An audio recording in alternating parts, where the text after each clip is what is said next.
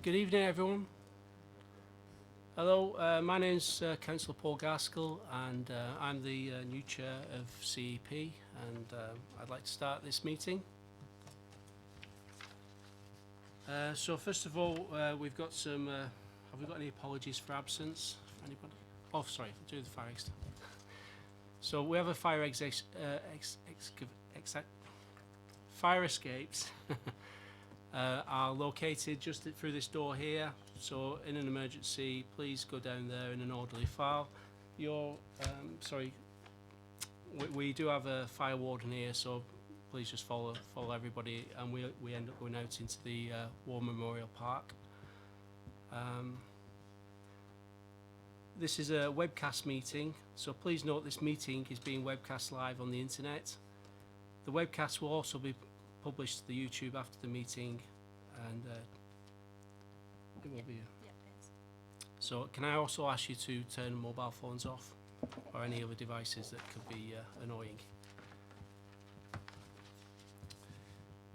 Do we have any apologies for absence?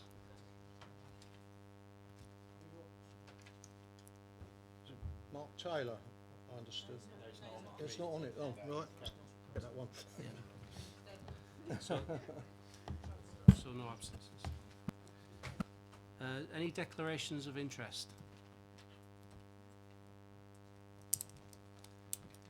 Any urgent matters? No. So we need to appoint a vice chair. Is there anybody willing to put themselves forward? Anybody from the right hand side? I nominate Thank you.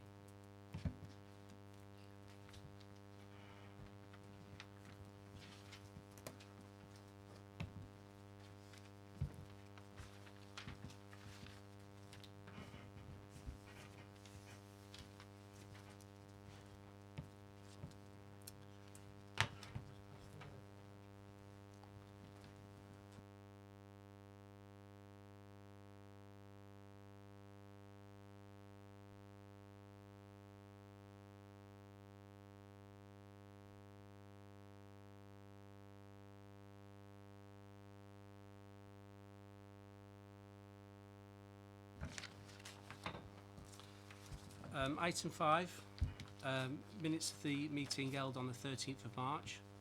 I'd like to leave those till the end of the meeting, if that's okay to sign. Oh, sorry. Does everybody agree that these minutes reflect the last meeting? Can I? Just some point on the air quality report on page 8. Mention is made of PM25 and PM10 and particulates. Should read PM2.5. It's 2.5 micron particulates. Both PM25 and PM10 are particulates. Also, I'm a bit concerned about a couple of paragraphs further down. We're not measuring PM2.5 because it is, quote, not appropriate, unquote, to do so, but we used to measure it. So I quite happily accept a written answer as to why we are no longer measuring PM2.5. There was a recent quite disturbing Channel 4 dispatches programme that mentioned PM2.5, and I think it's something the borough should be measuring, and I'm a bit concerned that it has been dismissed out of hand as not appropriate, because there are well-defined risks that are in the public domain, have been on national TV recently, and we need to take those into account. Sorry. Can I just ask a question? PM was that? Yeah, particulate matter. Right. Okay. So that can be droplets or solid particles. Okay. Have we noted that? Yeah, and we'll get a written response. Okay. Any more issues from the minutes? So I'll sign that later. The next item is item 6, tree appeal single issue panel. Can I ask if everybody who was on that particular panel last year is prepared to go back on it. I understand that councillors Westbrook, Frankham and Councillor Potter, who acts as reserves, are still willing.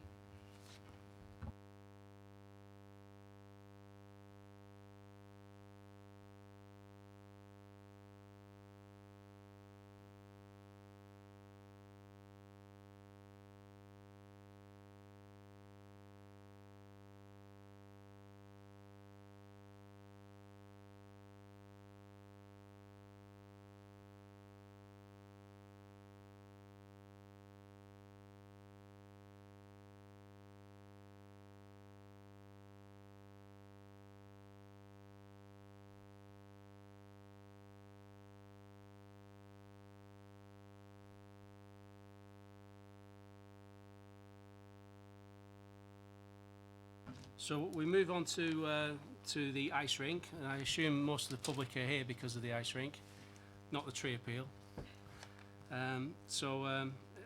If you like, I'll introduce you to our officers. In fact, is it worth going through who the officers are, or shall we just introduce you as you come up, as you speak? What would you prefer? Okay, please, yeah. So, good evening, Chairman and councillors. I'm John Isaac. I'm the Cabinet Member for Regeneration and Property, and the Leisure Park falls within my remit. Tonight we've got Neil Taylor, who's the Executive Director of Borough Development and Deputy Chief Executive. We've got Mike Bovis, who's the officer responsible for the Leisure Park, and we've got Jeff Coe, who's the Head of Property. So we've got a sort of full team for you tonight, I hope. So, shall I introduce the report? Yeah, please, yeah. Okay, so this is an update to this committee, and update on the ice rink in particular. What I'd like to start by saying is that the administration recognises how important the ice rink is to the life of the town. It plays a big part in Basingstoke, and it's something that we're known for across the country. And we also obviously have a very successful top-performing ice hockey team in the Bisons. Following your request as a committee, we have had undertaken a condition survey, a structural survey, if you like, of the ice rink, the existing ice rink. As you know, we are the freeholder, and between us and the tenant, who are Planet Ice, is a long leaseholder called Standard Securities. So we do not have a direct relationship with Planet Ice as the tenant. But anyway, as freeholder, we have we've had this report done, and you have a copy of the report, which you can ask questions about tonight. What that does, though, is it confirms that the rather poor state of repair that the current ice rink is in. It's over 30 years old, and I think it's fair to say that it hasn't had the investment that's really required over the years to keep it in good state of repair. The problem that has been known about for some time is the effect of the sort of growing ice cap, and that's pushing up and affecting the floor of the building. And the report here gives a warning that it's possible that that the ice rink could cease to operate within the next 18 to 24 months because of the growing problems of disrepair. And it also makes the observation that it's probably reached a point now where it's rather going to be too expensive to make it an economic thing to do to repair it. So there is, and we recognise this as an administration, that there is a need for urgent action to be taken. Now, Planet Ice, who are the private company that run the ice rink and own the Bisons, have offered to provide a temporary ice rink. And it's become quite apparent, listening to fellow councillors, that there's a great deal of support for the council to help, and we certainly want to do what we can as administration to help Planet Ice with the provision of a temporary ice rink. And so what we have offered to do as a council is to look at sites that are in our direct control and ownership, that would be of the sort of potentially suitable location and of suitable size for a temporary ice rink, so that we can at least start the process of looking at options that the council owns that might be suitable for a temporary ice rink. What I'd like to emphasise here is that this is an early point. There's been no evaluation done of these sites, and so that would be work that would be needed to be done if it's decided, and there's a sort of a level of support for a temporary ice rink on a council-owned site. There may be other sites that are not owned by the council that could be brought forward that might be suitable for this, but we're doing what we can in terms of our own direct ownership. What I'd also like to say at this point is that we do recognise that it can't just be about what is in the best interests of the ice users, however passionate they are and however important it is to the many people who do support over many years ice in Basingstoke. We will need to take the views of and the interests, take account of the interests of other people in the borough, and in particular I'd highlight the fact that 3 of these sites are protected under our green infrastructure strategy, which we passed comparatively recently in November of last year, and so there will be, I expect, many people who will say, well, hang on a minute, these sites are protected, and they're protected so that we will know in future that they will be available for us to walk, to enjoy green open spaces in the town centre, sports pitches in other instances, and so all these things are going to have to be weighed in the scales. But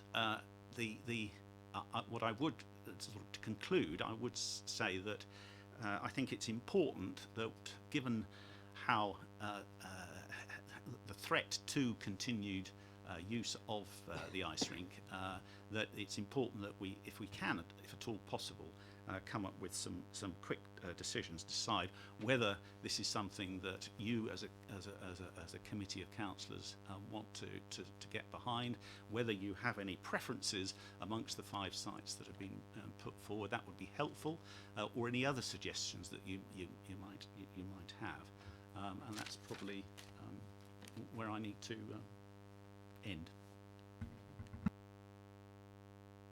So in the report we've identified the 5 sites. Can we discuss those sites, or can we go into detail on them?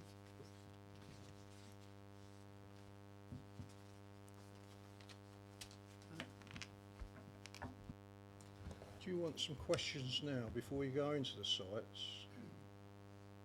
Because you've already just scouted 3 Right. virtually. And Okay. my question would be, why haven't we got other sites? There is other sites in the borough. which So should we go haven't, into and public they haven't been speakers put first? forward. And then we can go into questions? Yeah, we'll go public speakers. Right, so the order is public speakers and then questions. Okay, so first of all, can I ask Jordan Barry?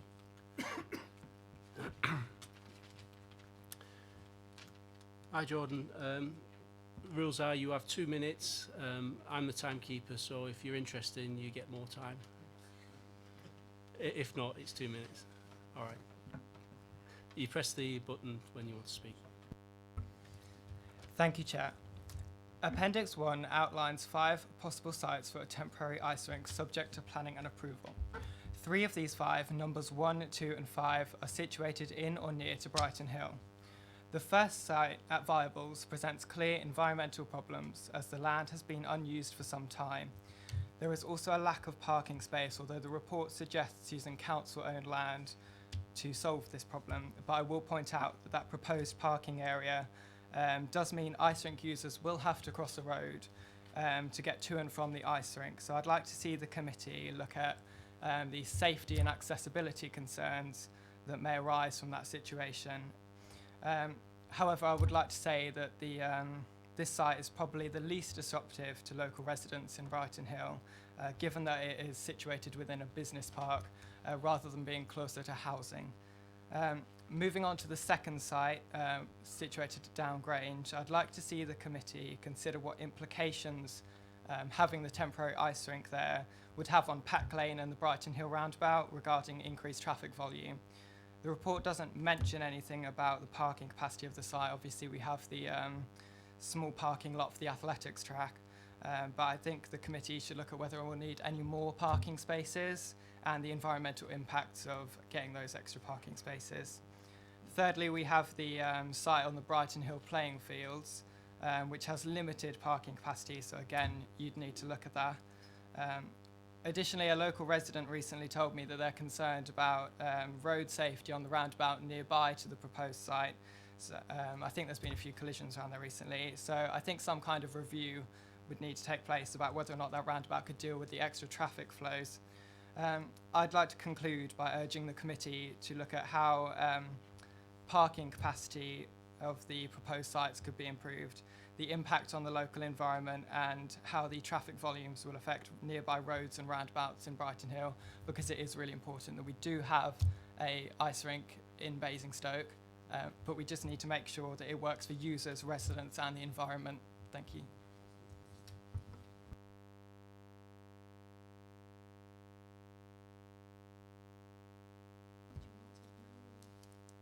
Sorry. So we'll go on to questions. Sorry, The second public speaker. after the second public speaker, if that's okay. Two. Oh no. So can I ask Helen Richards?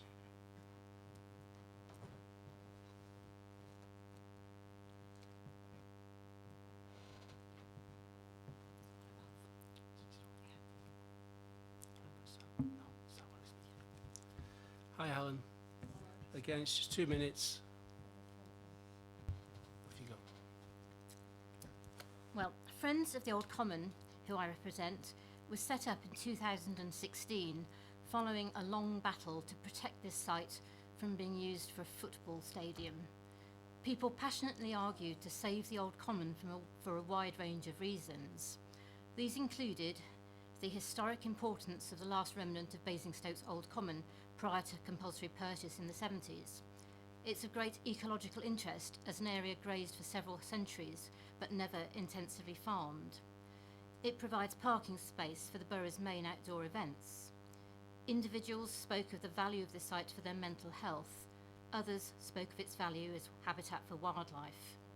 Surveys all showed the public to be comprehensively against the loss of this open green space. None of this public support for Old Common has diminished. Friends of the Old Common was set up to turn words into actions. With wide public support, we are gradually increasing the biodiversity of the site and manage it in a way that encourages wildlife to prosper. We have started to fill the once rank margins with native wildflowers, which now buzz with bees and other insects. We've raised funds to buy 4,000 wild daffodil bulbs to plant this autumn, and we've planted native trees and shrubs to provide more food and shelter for wildlife. Our Facebook page posts often go to 1,000 or more people. When Cabinet decided the Old Common was not available to be offered to the football club, Councillor Isett described the site as a valued, well-used area of open space for recreation in a built-up urban area. Councillor Raffel said, "Old Common is of significant amenity value in ways which none of us could have anticipated." Well, this time the value of Old Common to the community can be anticipated. Indeed, only last year, the Old Common was specifically given enhanced protection in the borough's green infrastructure strategy, Sorry, Ellen, I just needed to ask you to and wrap it's up. clear that the Old Common should not be an available site for building an ice rink. Thank you. Thanks, Ellen. Again, I'll ask the members to come back to that. Can I ask Sally Cashman or Stuart Tempest? All right, Carl. Or Carl. Again, you've got 2 minutes, and I'll warn you before. Hi. My questions are significantly shorter. Okay, so with the time constraints for the ice rink project, once the site has been selected, can Planet Ice be given a deadline for submitting their planning application? Otherwise, we're going to be running out of time. And then, since we also believe the council is complicit in the condition of the rink, are the council prepared to support Planet Ice in their planning application? Thank you.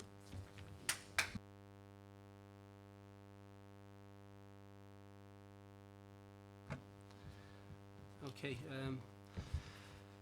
So I guess the first question's from Jordan. Does anybody want to address those?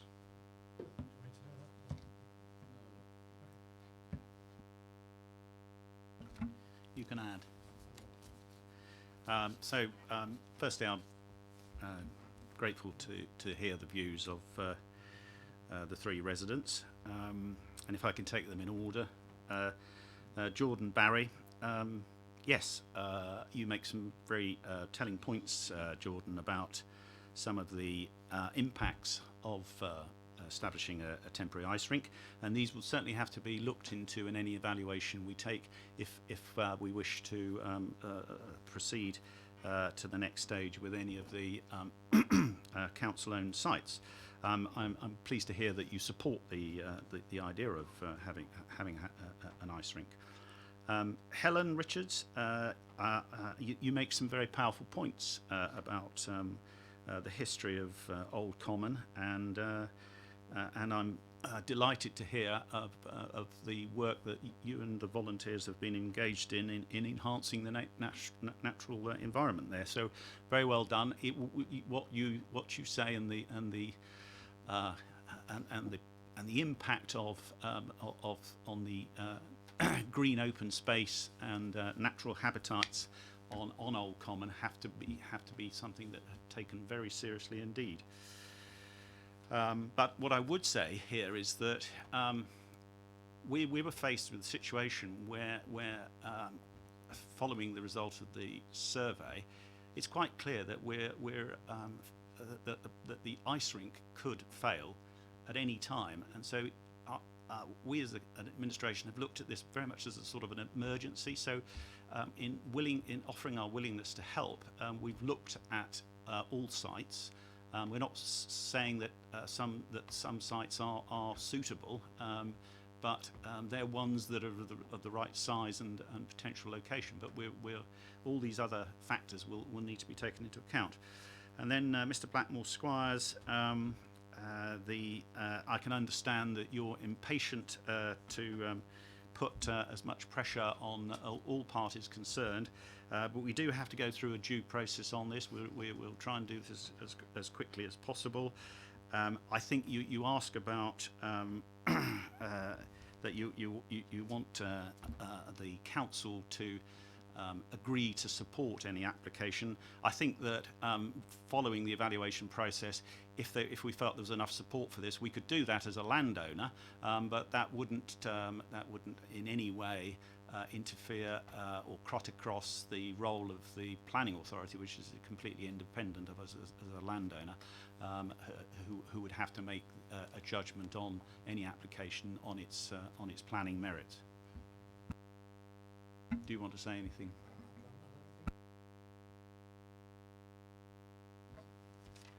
Okay, this is unconventional, but we have a question from Councillor Frost to Jordan Barry.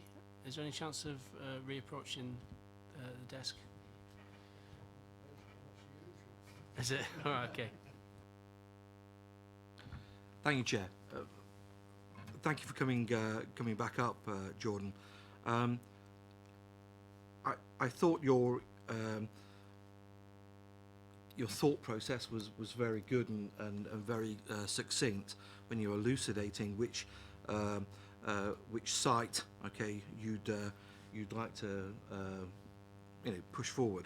But I would like to hear a bit more of a concrete suggestion as to where you think the site should be, okay, and why. Just to confirm, you're talking about of the 3 in Brighton Hill that I spoke about? I'm talking about all the sites in the paper. I personally wouldn't make any commitments until proper reviews has been done. The report has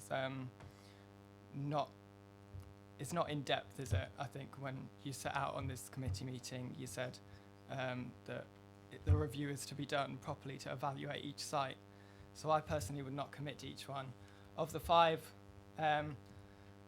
that have been suggested, I think good ones would potentially be on Thornycroft roundabout, since it's in close proximity to where the ice rink currently is, compared to all the other proposed sites. And if we can ensure there are proper environmental protections and safety evaluations are done about crossing the road in viables, then I think that should be another one that would be potentially a good idea. Thank you, Jordan. Well, I mean, we're being asked here to look at these potential sites at a very top line and push forward the ones that we think, okay, would be suitable for actually going through the detailed evaluation process. So you've mentioned of the sites, okay, you said Thornycroft, okay, and Viables, which is great. Are there any sites, okay, that you think would be viable for us to put the ice rink on that we haven't mentioned in the report?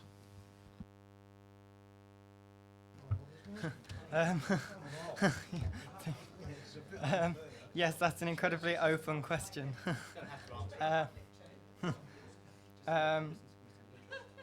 I wouldn't have a broad enough in-depth knowledge of the entire borough to commit to that. Thank you. I appreciate it was a difficult question, but I just needed to ask just to make sure that we weren't actually missing a trick here. Thank you. Can I ask Councillor Frost, do you have any ideas? I think the report is extremely well written by officers, and I bow to their superior knowledge of the borough. So, I mean... Right, okay. So, I mean, basically, we've got a very difficult situation here. So we've got 5 potential sites here. Obviously, I think we're still open to other sites. But I think we need to sort of discuss those sites and the benefits. Yeah, so if you need to call forward those 2 now. Right, okay, we'll get to it. So we need to basically we've got to look at these sites and find out which ones are preferred. So if we can go on to Councillor James, you're looking very keen there. Yeah, okay then. I've got another button for 5 minutes if you're good. Thank you, Chair.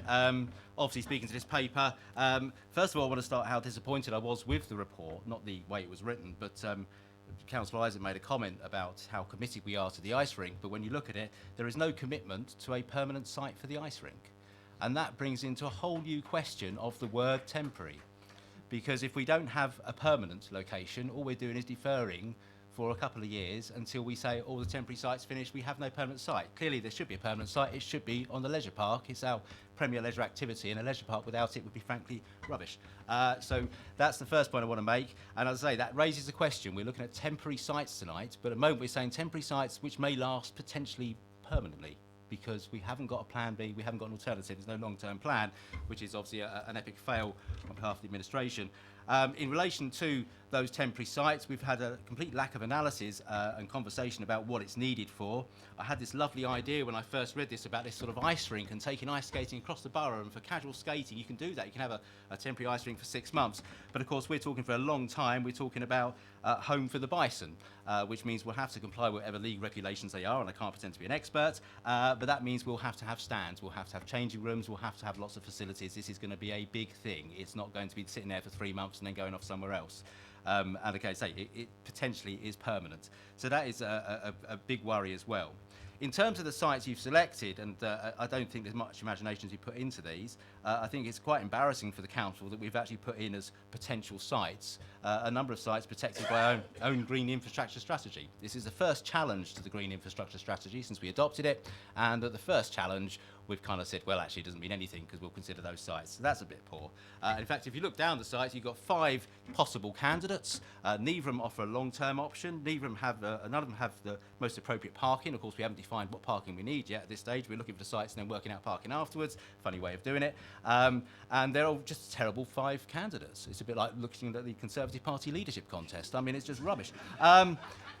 So, moving on though, what I have noticed is if you look at site 4, Land by Thornycroft Roundabout, you'll see right next to the site, across the road on the leisure park side, is a site that's much bigger than the site that's got an arrow pointing to it.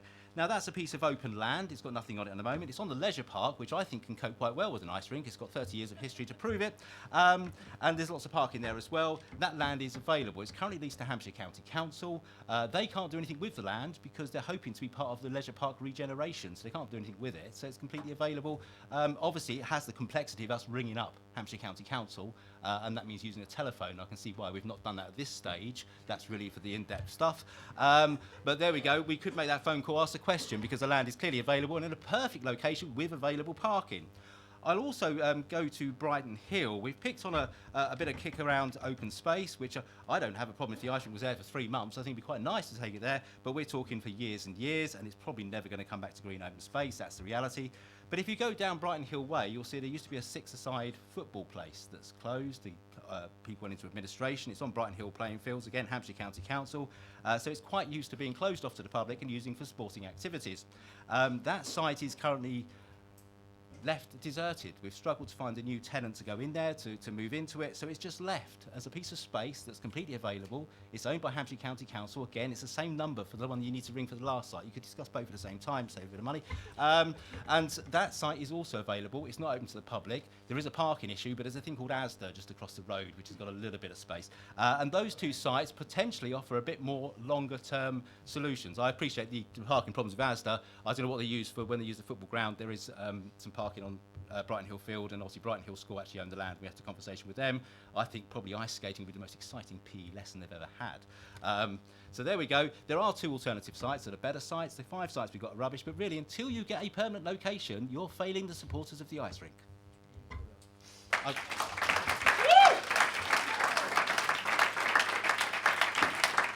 have an important legal point. I appreciate I've taken your time. An important legal point is I would raise, and Helen Richards mentioned it, there was a lot of challenge around the football club moving to the Old Common. That was rejected by the council, quite rightly so, because of the strength of public argument. If you turn round to someone who owns a spectator sport and say you cannot go there, the site is too important, and 2 years later you give it to a different spectator sport, you are very open to legal challenge. We're already in the High Court once. We don't want to be in there again. Thank you. Thank you.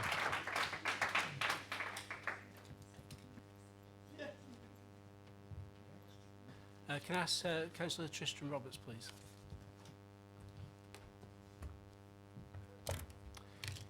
Hi, Tristram. Again, you've got 4 minutes. Is that on? Yeah. Yes, we're on. Thank you very much, Chair, and thank you very much, Committee. The ice rink is an incredibly valuable part of our borough and is an incredibly valued part of the Basingstoke community. The bison excel and fly the flag for Basingstoke across the country. If we ask what Basingstoke is recognised for, the first answer you'll often get is roundabouts, and the second answer perhaps is the bison. We do have an incredibly good sports team in our borough, and it's great to see so many of them here this evening. And that is why it's absolutely right that we look at this as a council. We've already heard about how we're ambitious about the leisure park. And many of us agree that it needs regeneration to provide for the future. We've currently got a leisure park which is getting out of date in time, and that's why through providing our agreement with New River we can look to regenerate that leisure park, and I hope through that agreement a long-term ice rink can be found. And Councillor Jones made the point that we need to deal with the long-term future of the rink. Absolutely right. But in the meantime, we've got an acute problem. The current rink is in a state of disrepair. Issues with the ice pad causing heave, and a number of the stands are condemned. A temporary solution needs to be found, and I'd like to thank Councillor Isaac for working with our property team to look for a site for a temporary rink and to ensure that the council does what it can to keep ice in Basingstoke. As far as sites are concerned, Councillor James is always good value for money, and he made the point that there are 5 sites and 5 Tory leadership candidates. Of course, if we take that analogy further, I'm pleased to say there are only 2 Lib Dem leadership candidates, and we'd only be left with 2 sites. I'd urge the committee to look at the Thornycroft site in particular. If the access issues can be resolved, this keeps the ice rink near to the current base on the leisure park. It keeps it at the centre of town. It's in a relatively built-up area. It hasn't got adjacent residents, and it would be a good site in my view, so the committee's thoughts on that would be very welcome. I'd also like to pose the question to officers on the likely clean-up costs of the viable site. Reading the report, it's clear that you've got a brownfield site there and you've got some ground contamination issues there. What are the likely clean-up costs of that? How would we envisage that those would be met? Are we looking to partners to potentially meet those costs? Because if those issues can be surmounted, this is a very well accessible site, again in the centre of town, without the immediately adjacent residents that you see in places like Down Grange and in places like Brighton Hill. So that's potentially a very good site to look at. So I welcome this report and look forward to hearing the committee's view on the best way to keep ice in our town. Thank you. Thank you.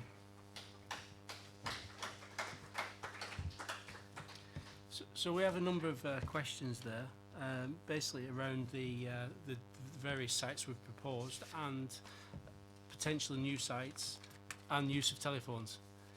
Can I ask one of the officers to go first and try and answer those questions on the sites? Yeah. Do you want me to just respond to the councillor's remarks? Yeah. Okay. So I can start with Councillor James, who is always an amusing participant in such events. But seriously, he makes some good points, and I think that what I would say is that the point here is that the ice rink is not a council-owned facility; it's a private business, and so if we're looking at a permanent ice rink, which could cost between 10 and 12 million pounds, is Councillor James here prepared to support the expenditure of this council and ratepayers' money in something like that? Fine, maybe he is, but what we're trying to do, and this is a way of enabling us to have a modern new ice rink on the leisure park, is we have entered into a contract with New River, and as part of that, we are saying that we want them to provide a permanent ice rink on the assumption it can be done viably. Now, there's a long way to go in getting to a point where we have a new leisure park with a designer outlet centre that can pay for all the leisure attractions. We've got to ensure that the funding is in place. We have to get planning permission, and we've also got to overcome a legal challenge that we're currently facing from the owners of Festival Place. So there's a long way to go on that, and what we're focusing on here, and I think responsibly so, is the immediate threat, which is that it will fail, and therefore we're doing what we can to help with a temporary site. He criticises the sites we put forward. Well, we started on the basis that we had to look at council-owned sites. I think that He's offering 2 sites that are not in our ownership, which are owned by Hampshire County Council. There will be a cost if we have to go down that road, but I'm here tonight to listen to councillors, and it may be something that we need to look at. The officers may be able to add to that. I'm not aware of the six-a-side vacant six-a-side football site that's vacant at the moment, but you know, we're here to listen. So I don't take the point that we're not here to alongside ICE users to provide a permanent solution. We want to do that, and the only way that that is really realistically going to happen is if we can get the new leisure park through all the hurdles that we've got to jump. But I'm confident that we can do that. But it would be helpful to have as much support on that as possible.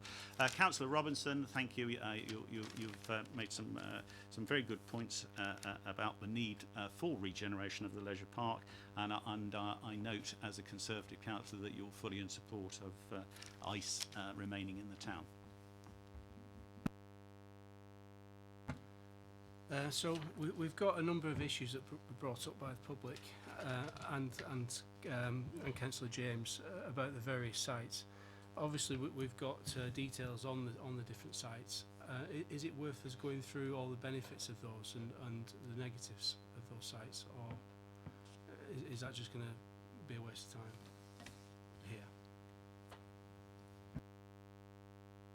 here? I think most of the councillors on the committee know the sites pretty well and probably know the positives and negatives. That is really loud. I'll sit back a bit. We haven't pre-selected these sites. They are the sites we own that are big enough, and we will pick up the Brighton Hill six-a-side one and go and have a look at it and cast a tape measure over it. But sorry, I'll come to that. We will go and have a look at the Brighton Hill one. The one on the leisure park next to Milestones has been discounted for 2 reasons. One, it's on quite a large slope, so it's quite expensive for Planet Ice to create a flat surface on. But the second thing, which is actually the major point, is that the absolute focus has got to be on delivering a new leisure park, and the key part of that new leisure park is a new aquadrome. And the aquadrome has got to be built before the old one is dismantled, and the prime site for putting that new aquadrome is that site next to the Milestones. Well, I can't comment on converting Milestones into a swimming pool. That site needs to be kept vacant for that purpose. Otherwise, if we put a temporary ice rink on it, we would have to take it down in order to build the leisure park, and then you would be even if there was a new ice rink to come, if it was feasible on the new leisure park, you would still be a couple of years without ice because we'd have to take it down again. So officers' thinking, and we are trying to help, was to find a site that was away from the leisure park development and didn't need to be disrupted for a second time. Thank you. Before we go on to questions, there's a couple of other things I'd like to ask. I mean, Councillor James brought up, we're looking at a temporary site. Can we explain why we're not looking at a permanent site?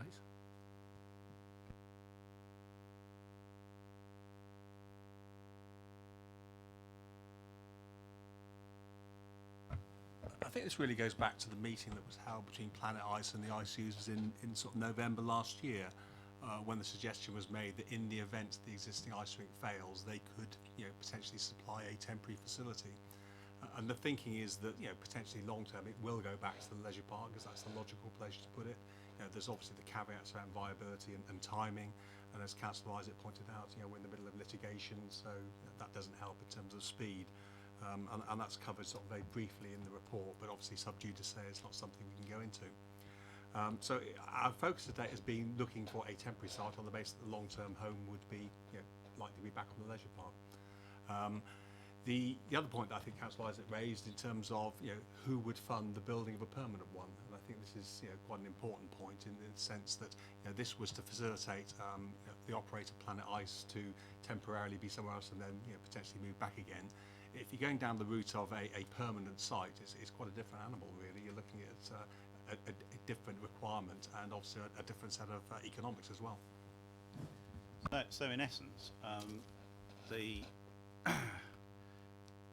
our ability to provide a permanent modern ice rink hinges on our ability to redevelop the leisure park.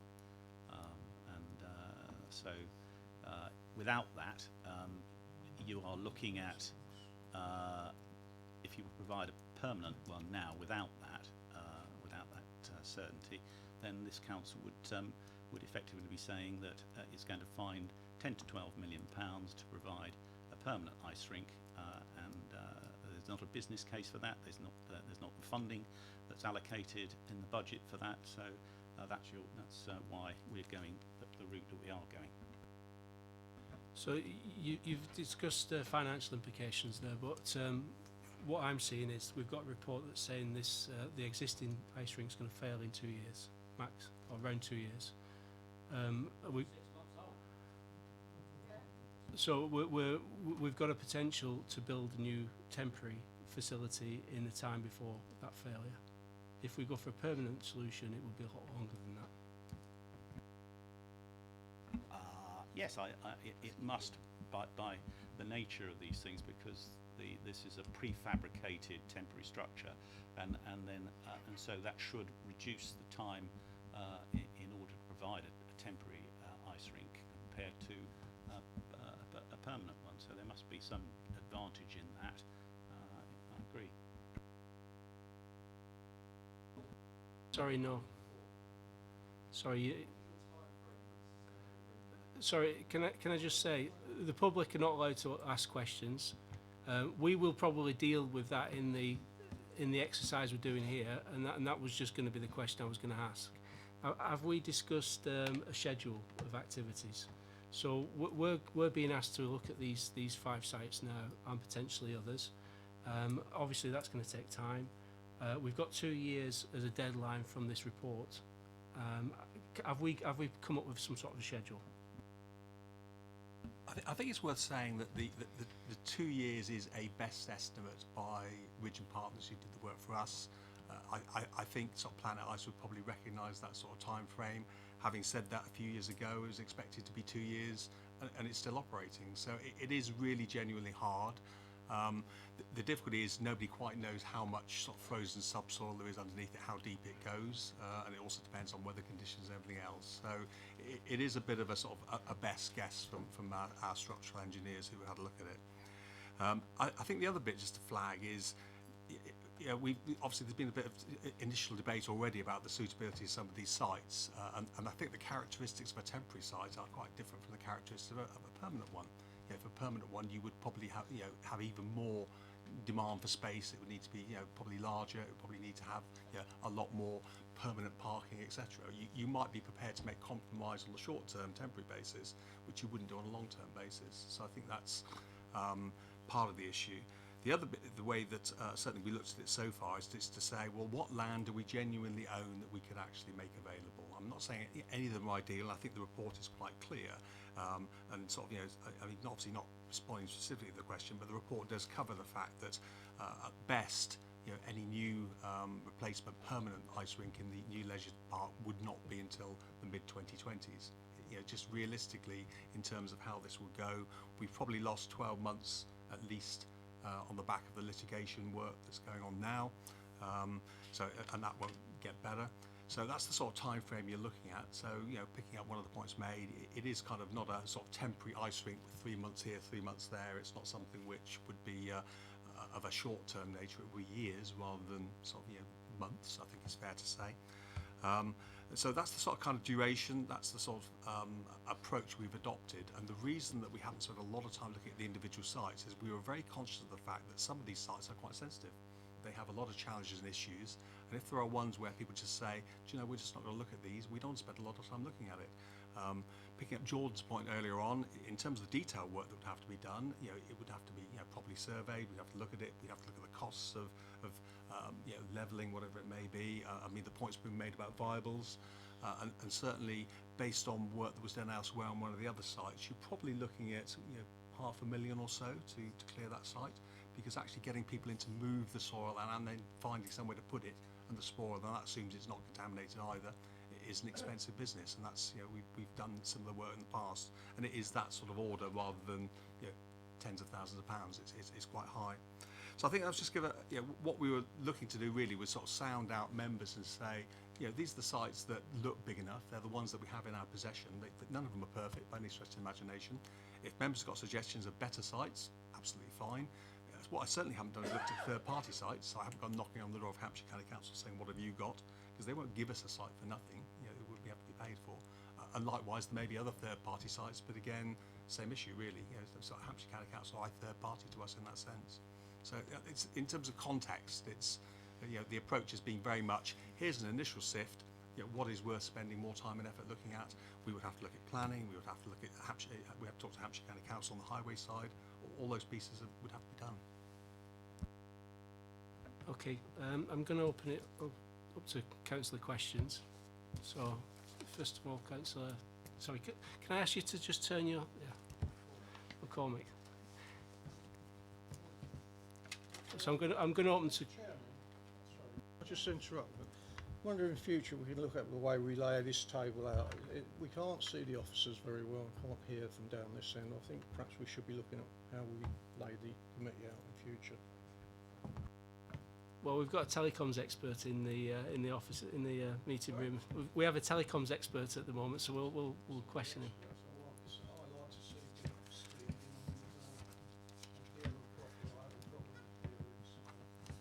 Councillor McCormick, do you have any questions for the officers? I have quite a few questions, actually.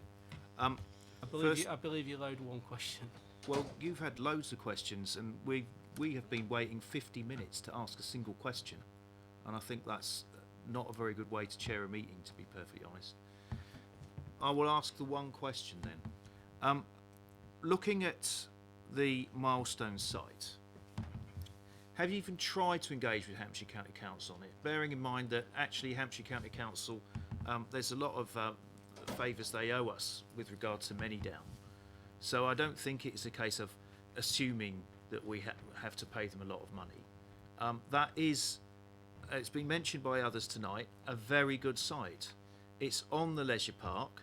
My understanding, and this is the question, was that that was going to be earmarked for a hotel and not for the replacement aquadrome. But I'm also a bit, a degree of consternation that you can say that you can build a swimming pool on a slope, but you can't build an ice rink on a slope.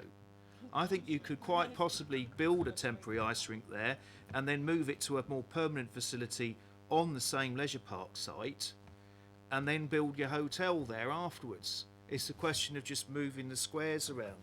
You've got enough space. And picking up on the Power League, that you will need to measure it, and don't be surprised if it's not a big enough site.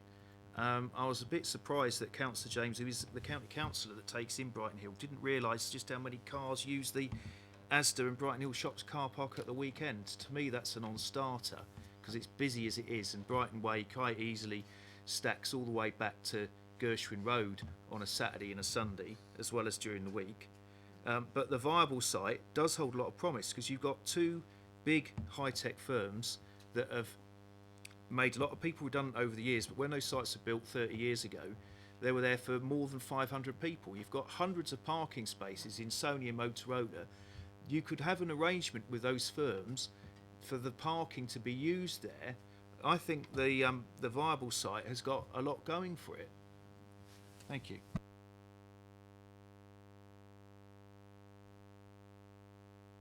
Next on the list, I've got Stuart. Sorry, Councillor Woodridge. Am I only allowed one question as well? Because I've got about three. That's the rules, I'm afraid. Okay. Change Right, which one should I start with?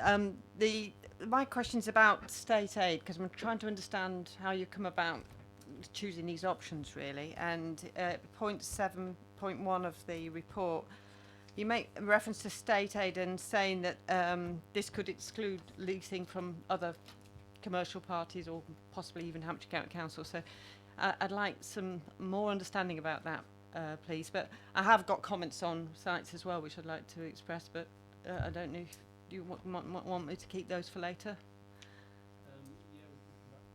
Yeah. Okay, I'll stick with that one at the moment then, please.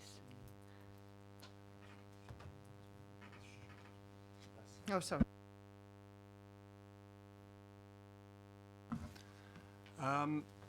I think this was just to flag the fact that there are issues potentially around state aid. So in other words, if a public authority is effectively subsidising a private business, you can get into trouble with that. I think it depends exactly on the terms, it depends on everything else. So it's something really to sort of just remind people it exists, but depending on the actual terms and how you deal with it and what the actual site is, it may or may not be an issue, is the honest answer. But I think, you know, just be aware of the fact that there are restrictions on what can be done with local authorities putting public money into private businesses. So that wouldn't necessarily exclude us looking at leasing land for at this point, because there are some exemptions to that as well. As if you could explain a little bit more about the exemptions, so that the committee's aware of that, it would be helpful. Thank you. The answer to that is I'm not the lawyer, but there are some de minimis provisions around it, and if the committee wants that detail, I can probably sort of send it out to you, but I'd have to get it from one of the legal team, to be honest. In terms of going out leasing land, I certainly to date that's not something we've looked at, because obviously we've looked at providing something which would be at no cost to ourselves. There might be an opportunity cost in terms of, you know, doing something else with the land, depending on what it is. You know, viables would certainly be that. But certainly to date, it's not been something we thought of to do, to go out and actually, you know, lease commercially land. And I think, you know, sort of Councillor Cormack raised the question of milestones. That's out on a 150-year lease at the County Council, but actually effectively it's subleased to Hampshire Cultural Trust. So the people you're dealing with is actually the Cultural Trust there, and they would want a commercial return for that land, quite frankly. So there will be a cost implication of doing that. Councillor Jones. Well, the question I was going to ask is what sites, other sites, did you look at and rejected, and for why? Because that would have been good in a paper to see why you rejected them. You're asking us to come up with sites. You may have looked at them, may not have. And this whole thing here is 5 sites where other than the 5 sites, we don't know where you've looked in real terms. And there's one site I'm thinking of which has been empty for years. It may not be big enough. In town by the roundabout there, by John Lewis, there's a night where we was going to put a hotel and we haven't been able to do it because no one's come forward. It would have been an ideal temporary site. One, you've got parking in the town and transport all the way round. But has it been looked at? I don't know. I don't think it's big enough. We haven't got a report on any of this, and I don't know how you expect us to come up with sites if you haven't done the work. Well, I think, as covered in the report, what we've done is said, look, using a benchmark of something approaching the size of Cardiff, because the issue is with a rink, it's, you know, you can have a small, as Councillor James said, you can have a small temporary one for sort of, you know, skating at sort of Somerset House for 3 months of the year, or you have something big enough to house the bison and the spectators. So looking at what was done in Cardiff and elsewhere, you're looking at 2 to 2.5 acres, and that's covered in the report. So yes, there are a number of sites because they're physically just not big enough. So you mentioned the site between Waitrose and it's towards the station, I'm assuming the one you're thinking of. That's about an acre of land. Yeah, so there wasn't much point in sort of saying, well, here's all the sites that are too small. I mean, physically, the footprint is this big. If it's not, if we haven't got space that's that big, there's, it just doesn't kind of work. So, coming up with a list of sites that are too small wasn't something I thought to do, to be honest. I'll just come back on that. That site itself, you wouldn't need car parking, so you wouldn't need 2 acres, would you? I mean, it's about an acre, and I think you would want at least some limited parking, and certainly the ability for coaches to turn up and everything else is the honest answer. So I really don't think it's big enough, to be honest. Well, the fact is, I mean, we could look at it and we could put it on the list and. probably just worth coming back to Councillor Jones on the list of sites itself. We haven't rejected anything. These are the 5 sites that we own that we believe are big enough, and we haven't looked. We've looked across the borough at what we own, and we haven't. Those are the 5 we own that are big enough. We haven't done any sift. We've brought them to you raw. If we were doing some sift, we'd have probably rejected some, frankly. But we brought the 5 sites we own raw for your comments, so we haven't excluded any. And if members can think of any more that might be big enough that we own, we'd be delighted to have a go. Councillor Frost. Thank you very much. I just want to pick up something that Councillor Jones was commenting on, was, you know, about the size. Okay, I don't really know how big an acre is. Okay, I know how much meterage is. Okay, and I'm just wondering whether you could kind of split down. Okay, and tell me what the current Planet Ice building is sized at. Okay, and the size of the pitch, and then potentially it was mentioned in the report that this temporary building that Planet Ice would potentially supply, or would look to supply, would be the same size as Cardiff. Well, what size is that? What size are we actually looking at here for the building? Okay, and then we can see, well, you know, we can make a comment whether some of the sites are big enough or need additional parking, etc. Okay, and then really, just as a secondary point to that, I'd like to know, you know, how much parking you want to supply. It's all part of the same question. Right. I mean, basically this is covered in 4.2.2 of the report. So it explains that what we have in Basingstoke, and I'm not an ice skating expert, and I'm sure there are a lot more people out there who are, but as far as, I believe that's an Olympic-sized ice rink. It's 60 metres by 30 is the rink itself. And on top of that, you've got to have the space for the actual spectator areas changing and all the other things that go with it.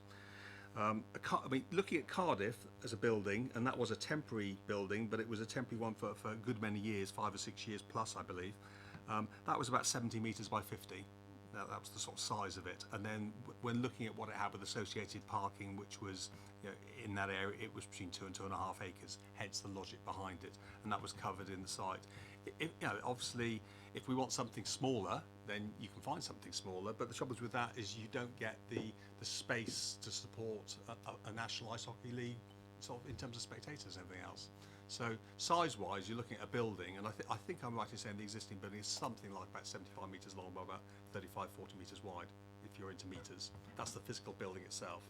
The difference on the leisure park, of course, is the building itself has got no surround. It is effectively serviced by, you know, all the common parts, the common car parking and the common drop-off areas for coaches, etc.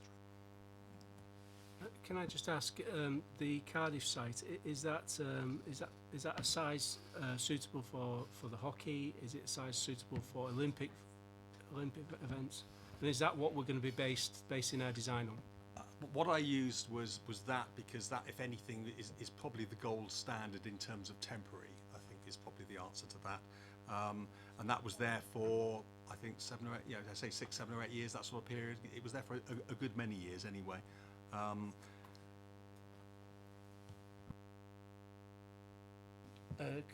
Councillor Taylor. Thank you. I'll try to keep to one very long question, following my colleagues' examples.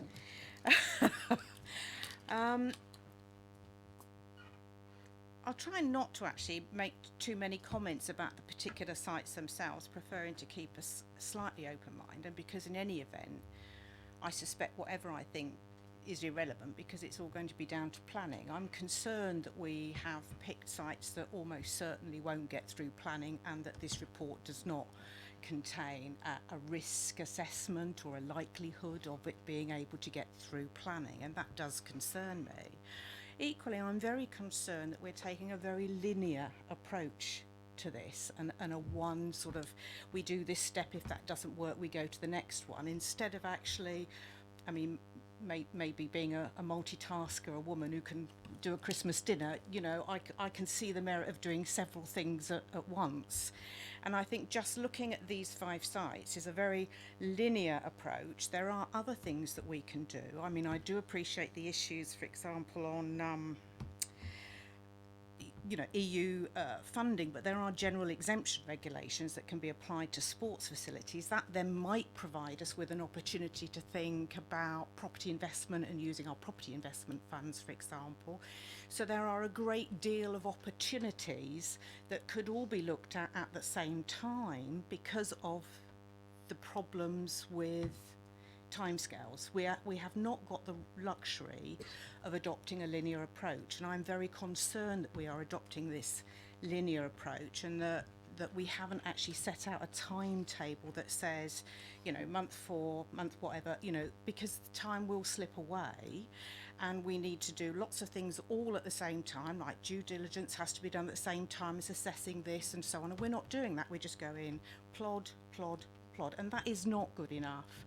And I would very much like to see that this is brought back to the CEP agenda every month from now on in order to avoid that linear approach.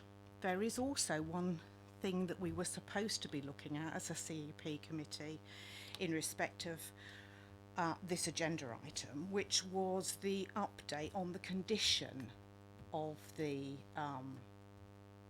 current rink. And something that does concern me in this aspect of the report is the fact that some of the required safety inspections that were asked for since 2017 have not been done because the inspection access points are not available. And I am therefore concerned, alongside doing this, and personally I don't see why we can't actually consider under our property investment strategy a new ice rink. Frankly, if you look at Cardiff, I would invite us to go down to Cardiff and have a look at their new ice rink and talk to the council about how they did that and how they achieved that, and the current ice rink operators. I think that is what I mean by not being linear and by being more open to many opportunities.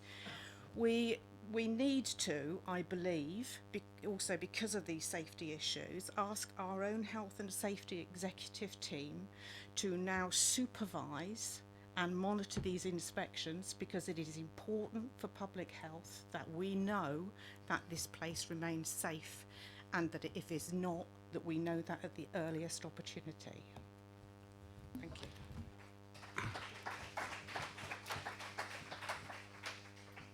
I'm guessing, I mean, I'm reading this report and it's pretty condemning of the existing ice rink.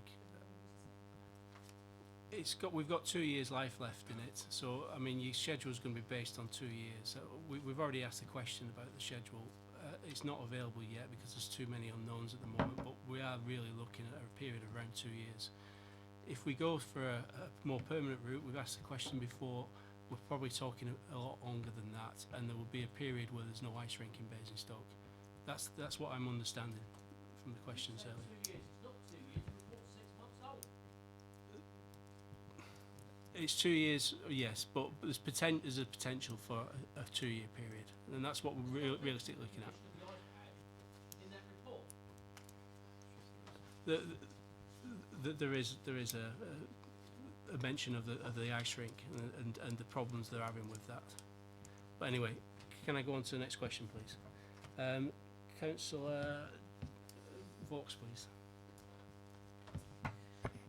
Thank you. I'm wanted to just ask a question about car parking, accepting that the Memorial Park is a concern with our GI strategy, but I have some concerns also that it's actually a very busy area.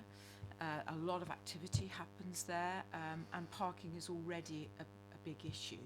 So I was wondering if there was if thoughts about how that element would be dealt with and the access to it would be dealt with. Have we gone into that level of detail yet? No, I mean, basically, just going back to where we were, I mean, we've looked at the sites that we own that are big enough physically, accepting the fact there are limitations, and what we didn't want to do is spend a lot of time looking at things that members just said, you know, we're not going to go there. very conscious of the fact that 3 of them were under the GI strategy. You know, totally accept that. I have actually gone round with Planet Ice, or representatives of Planet Ice, sort of, you know, they're the guys who are experienced in putting in rinks and temporary rinks, and said which ones do you think would work best. That's covered in 423 of the report, and they said basically, in their world, you know, the best would have been down Grange, ideally down next to the tennis centre in the Memorial Park. And I understand all the issues around the GI strategy and everything else, but at the moment that area down there is kind of a sports area. You've got the skate park, you've got the indoor tennis centre, you've got the pitches, you've got the old sort of pavilion and whatever as well. So it's kind of it's not the old common per se, but it is part of the same park, I accept. They then went down to Thornycroft, and the latter one was Viables and Brighton Hill in their view. Viables was slightly tinged by the fact that it's just really hard to see what's on that site. We've walked up to the sides and looked, and it's really quite hard. It's so overgrown, it's hard to see what's in there. And I know Jordan made the point about, you know, sort of environmental issues that may have effectively come there over time. So in terms of the detail, no. So you know, it really is a case of saying which of these 5 that we've said, or indeed of any other ones that people think are worth looking into, which are the ones spending time and effort working with, you know, the sort of our colleagues in sort of the natural environment team, etc., in parking and everything else, to see what would work, is the honest answer. If you're talking, because on the actual paper it talked about 2 areas. So if we talk specifically about the area next to the tennis courts, is there enough space there to put additional parking? Because it looks like it as when I viewed it, but do you think that that's a possibility, that it's big enough for that as well? To give you an idea, and sort of picking up Councillor Foss' point, I mean, the actual sort of the whole shape of the park is something like about 50 acres or so it's actually quite a lot of space. Looking at in the appendix you've got there that sort of shows it, a new temporary ice rink would be about a little bit smaller than the footprint of the indoor tennis centre, so that kind of gives you a feel of size. And certainly in terms of where it might fit, you know, obviously as the old common part, but probably a better location to my view, and that's certainly the view of when I discussed it with Planet Ice, would be down towards the indoor tennis centre. So the answer is possibly it would fit. You need to measure it up. The parking would have to be extended where it probably is. There are some plans to extend the skate park, I believe, at the moment. So the answer is it's a possible, of the 2 parts of that site, the one down by the indoor tennis centre would be a preferable option.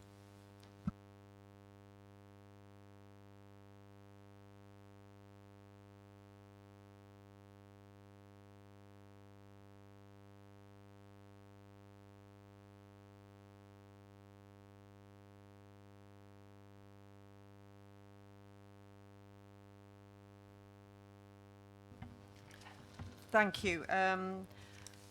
Basically, I want to my questions about the sites listed in the report that are protected by the green infrastructure strategy, and I'd like to make the comment here now that I think it's making a mockery really of the green infrastructure strategy for these to be even included in this report. But what I'd like to know is what the permanent impact will be on a green space such as Old Common, the Memorial Park, of putting a temporary ice rink there, please. Again, I go back to the point that this was largely done a test for fit, but what I did add was a comment from the natural environment team, because I was conscious of the fact that 3 of these sites were from the GI protected sites, and you can see they've actually mentioned it. You know, their key points from their point of view is it's protected, it's a premier park and larger impact potential loss of a multifunction green space, planned work to existing skate park may be impacted, adverse visual impact on long access routes. So that was their immediate thing, but they would want to be engaged with if we were even prepared to consider using that site. I asked about the permanent impact. Would there be any permanent impact beyond that temporary period? My colleagues in the sort of natural environment team would have sort of kind of reserved their rights to come back on that. I think their view would certainly be that they would not be supportive of this particular site, but if members felt that needs must and it was worth considering, they would want to do more work on that. I think probably the answer that you're looking for is that obviously the topsoil would be gone when the temporary ice rink is dug up. The concrete floor would have to be dug up. all the topsoil would have to be reinstated and all that ground would have to be very carefully returned to part. So there'd be a big reinstatement task afterwards to get it back to the green space it is now.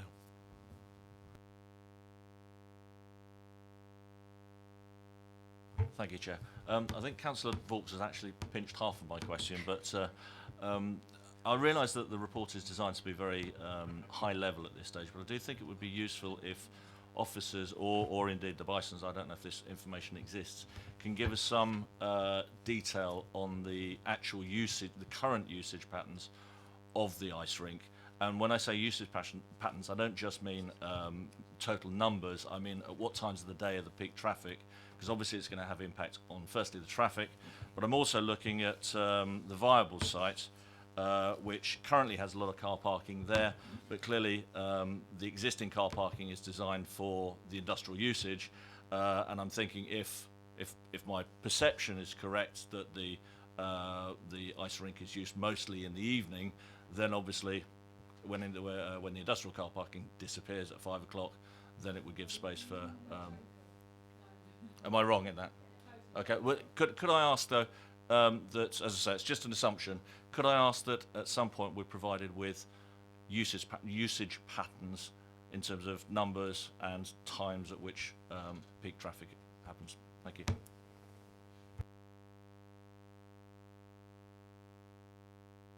Is that something you'll come back to? Yes. Right. My next, Councillor Hickling. Thank you, Chair. Just as a supplementary, or going back to the GIS question mentioned earlier, it's obviously quite concerning that of the 5 locations that have been identified, multiple of those would require revoking the GIS strategy. Can we confirm what criteria was used in order to justify that? Can I pass that on? I can only repeat myself and sort of say basically the criteria was just simply what land do we have that would take is big enough to take a temporary ice rink. Simple as that. It was not saying it should be revoked. It was not saying anything else. I think what was made in the report, it was just to say we don't have a contrary to popular belief, we don't have a lot of land lying around doing nothing that's big enough to take a temporary ice rink. So these bits of land would work. If we don't want to use them, fine. It just reduces the options to 2.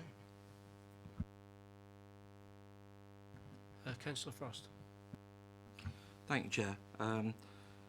Basically, I've been listening to all the arguments that have been around the table, and just continuing to look at these sites. And I have to say, what was the point in us, as an administration, bringing the GI strategy into being, if we're going to suddenly rip it up, okay, and build over it?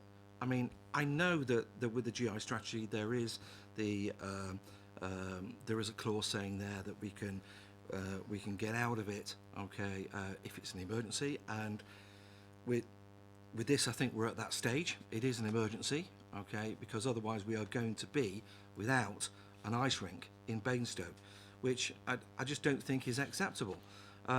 So for me, okay, what I'm thinking of, I'm thinking that possibly with Down Grange, and there is a question in here somewhere, okay, that with Down Grange, that was the favourite for Planet Ice because it's a nice greenfield site, okay. There's lots of land there that they can quickly get bulldozers in and start concreting and building. But I have to say, I'm more minded, now I know roughly the size of the building that we're looking at, I'm more minded to look at Thornycroft first, then Viables, okay, and then reluctantly, and I hate saying it, Down Grange, but I would want to leave the Memorial Park, okay, and the Brighton Hill playing fields completely alone. And here's my question, and I'm just wondering how many of my fellow councillors on this committee are feeling the same way.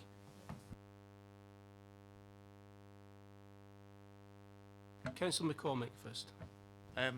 Just jog my memory there on Down Grange. If Down Grange is going to have even the slightest consideration going forward, and obviously the decision won't be made until Cabinet in July, what consultation is going to take place with the other sports users in Downgrange? You've got the athletics club, you've got rugby club, you've got the hockey club, you've got Sports England, you've got a whole load of other users there and local residents, and I can see some serious issues there in terms of parking, and I wouldn't want to see cars lining Pack Lane on an ice hockey match day with 1,100 fans, because I think that would be a recipe for disaster, and we would need to be at the very least good neighbours for the existing sports users that are sharing the site.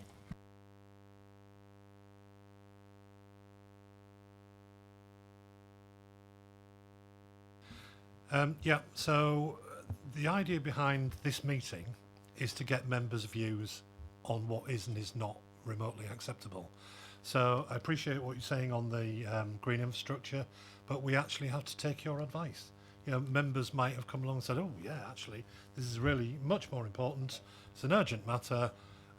Let's put it on Memorial Park. But we didn't expect you to say that, but that's great. Now we know.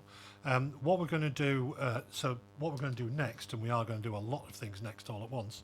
So once we've narrowed it down to a couple of acceptables, and that might be Thornycroft and Viables, or it might be some others that members are going to suggest, then we'll be going into pre-app with the planning authority.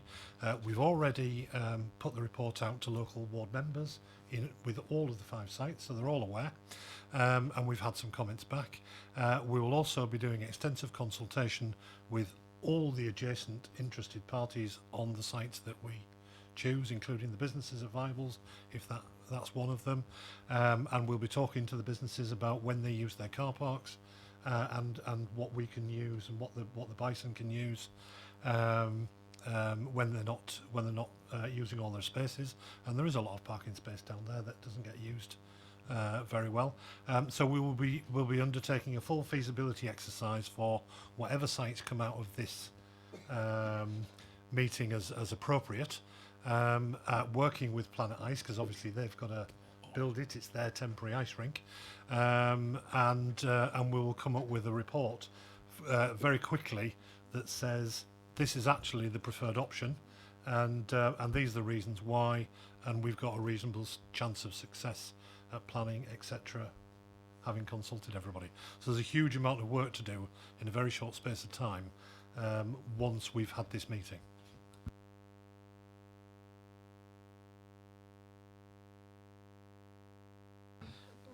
Yeah, thank you very much and for your indulgence. Okay, thank you. I really, like what I'm hearing here. Okay, I have to say, Downgrange, after hearing you saying that you'll come back with feasibility studies, as far as I'm concerned, Downgrange is a very, very, very poor third. Okay, but where my supplementary questions coming in, okay, and I've had quite a lot of practice at this. Okay, is what time frame are you looking at to do all this stuff in? Because we've got 2 years. Well, and we need it up and running in 2 years. Okay, so really, we need planning. We need all the. What sort of time frame are you going to be coming back to us here?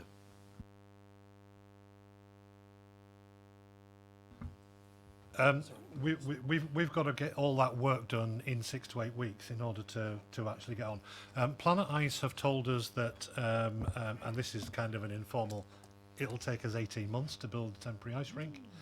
We've got to get through planning to achieve that. So we are up against it.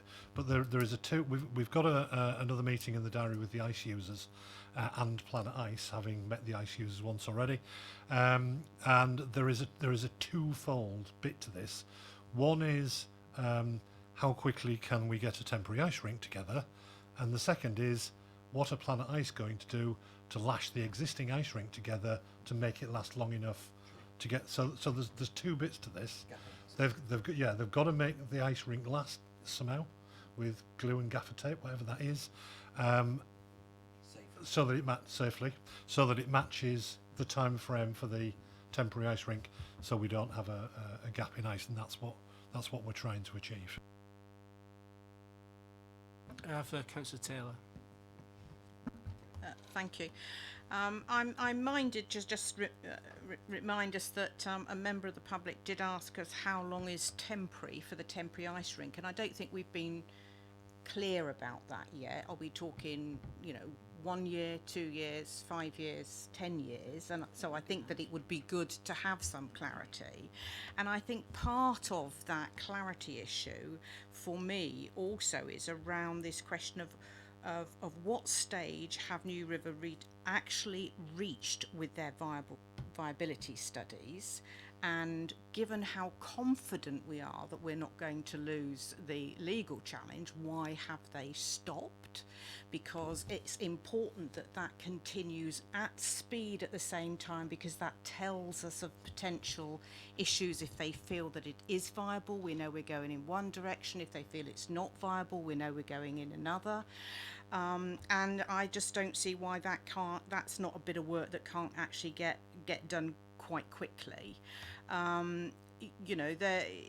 We need to sort of anticipate where we're going, and if they were to say, oh yes, we think this is great, we can do this dead easy, we've looked at all the fantastically profitable venues across the rest of the United Kingdom, then actually there is the opportunity to play a bit of tic-tac-toe on the actual leisure park site itself, in terms of using a spot of that, and as Councillor McCormick's already said, build another bit somewhere else, and then it will move in. So I think actually getting them to commit to completing this viability study quite quickly is actually really important in the overall scheme of things, and could impact upon decisions for sites, because if they say no, we're never going to do it, then that our temporary site might need to be a little bit longer whilst we decide what else we're doing. Yeah, I think there's no one more disappointed than us that the scheme cannot proceed in terms of the New River scheme. The legal action is costing millions, literally millions, and the work to achieve a master plan that can be costed costs a lot of money as well. And New River's board have said, while we're paying out millions in legal fees, however confident we are, we can't risk it. So they've literally down tools. There is nothing we can do about that. It is a procurement challenge, and if it goes the wrong way, we'll be re-procuring. So they've taken that commercial view. We'd prefer they hadn't. I'm sure you'd prefer they hadn't. Just in terms of timescales, I think we have to look at this in a realistic fashion, and in terms of a new leisure park, it's probably going to be 6 to 8 years before we get the new leisure park up and running, because it's a massive undertaking. But it is. So a temporary ice rink is going to be a Cardiff type solution, which is kind of 6 to 8 years worth. I mean, really, in terms of the viability study, I'm not concerned about the viability study for the entire site, but the promised viability study for running an ice rink. There were statements made that they needed to look to see whether or not it was a financial goer, in their opinion, to actually run, to have an ice rink at all, that it would be, operationally viable. And that was what I understood they had committed to do. And I don't see that costs a great deal of money. It certainly isn't about the whole site, and I don't see why that can't proceed one way or the other. And in terms of the 6 to 8 years, is that 6 to 8 years to full completion, or 6 to 8 years to the first brick? No, obviously it'll be evolving for quite a long time, but no, 6 to 8 years to get it open, get the new aquadrome open, and the leisure facilities open is what we're currently looking at. It is about the whole site in terms of the viability, because the rental that an ice operator can afford to pay nowhere near covers the capital cost of building an ice rink, and therefore the only way for this to be viable is for a large leisure development, including lots of things that pay money, in which the capital cost of the ice rink is substantially covered. You couldn't build an 8 to 12 million pound ice rink, rent it to an ice operator, and get a return. You would be losing money. So it is about the full package of leisure that fits together and makes it work.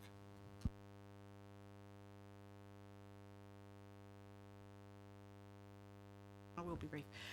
It seems to me you've already made that assessment then, that an ice rink is not a viable thing to have, from what you've said. I personally would disagree with you, and this is why I'm suggesting that what we should do is we should go and visit Cardiff Council. We should ask them how it is they managed to build an ice rink for £14 million, how it is they managed to get a successful operator, how it is that they actually have somebody who did take it over, and that we have a really successful business down there which can be converted into stadia. It's not just ice rink, it's all sorts of things, and there's a very nice Canadian company and Canadian people that operate and run it. You know, what you've just said now is saying there will be no ice rink.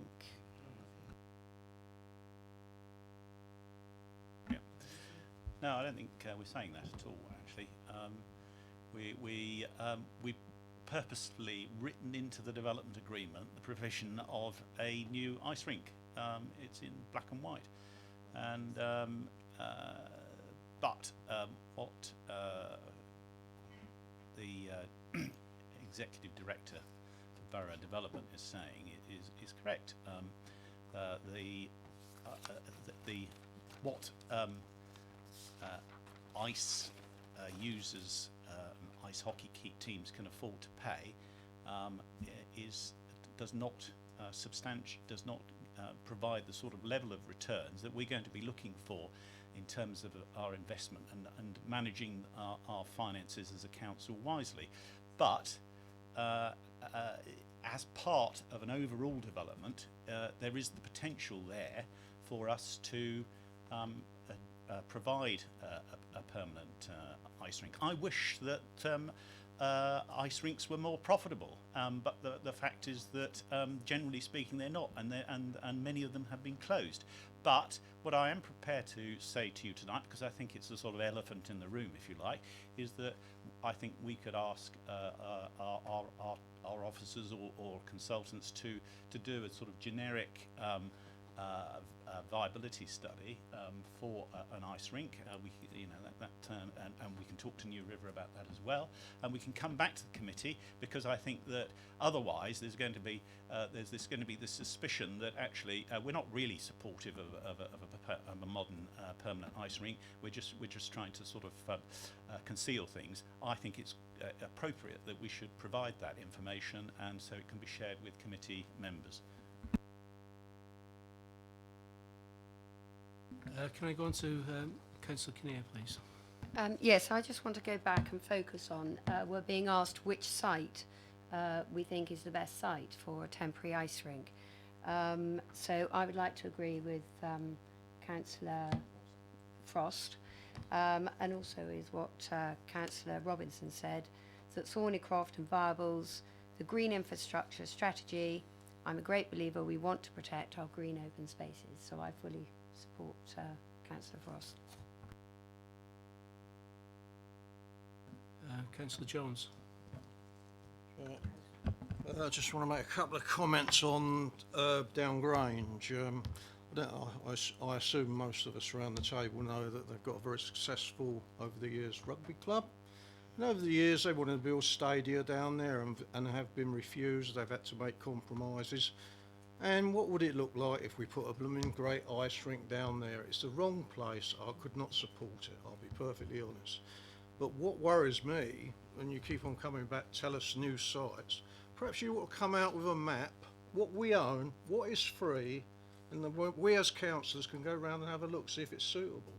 Because I do wonder what is out there. We do own a lot of land, and some of it's got to be free, or it's not on lease. what have we got? We don't know. Not I come back to the same point. We don't know what's out there. We can say middle of the roundabout in town. You know, great. You know, but that might be the answer. But do we own it? No. Well, council buildings, knock it down and we'll start here, you know.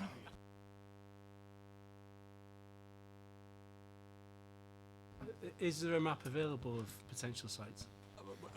We do have a terrier map of all the sites, but the truth about it is what you're going to find is those sites will be all the open spaces and parks.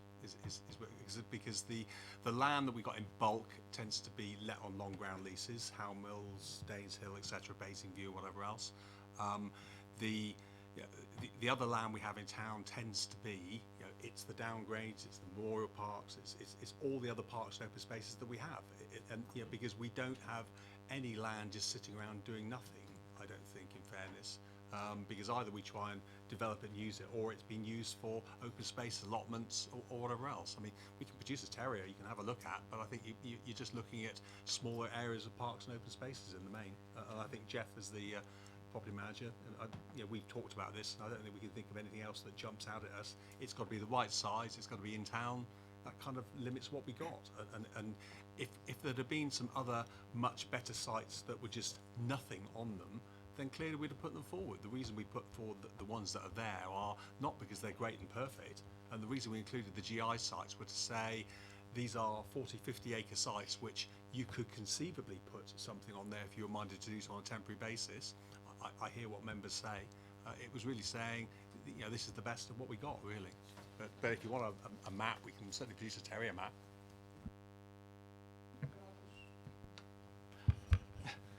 Why bother to ask us if there's any more sites? Because that's what you've been saying from the beginning of this meeting. Is there any more sites you can think of? We're talking about sites we own. If that's all the sites we are, we should be saying that in the first place. I just don't understand where we've been going. I think the difficulty is obviously we've looked at the sites we believe are there. There may be some that ward members go, what about such and such down the road? It's an open park or whatever else, but actually it's not a very good one. Maybe we could use that. So it wasn't sort of in any way a trick question. It was really to say if ward members have a view that there is some space in their land, in their area that is worth a look, by all means we look at it.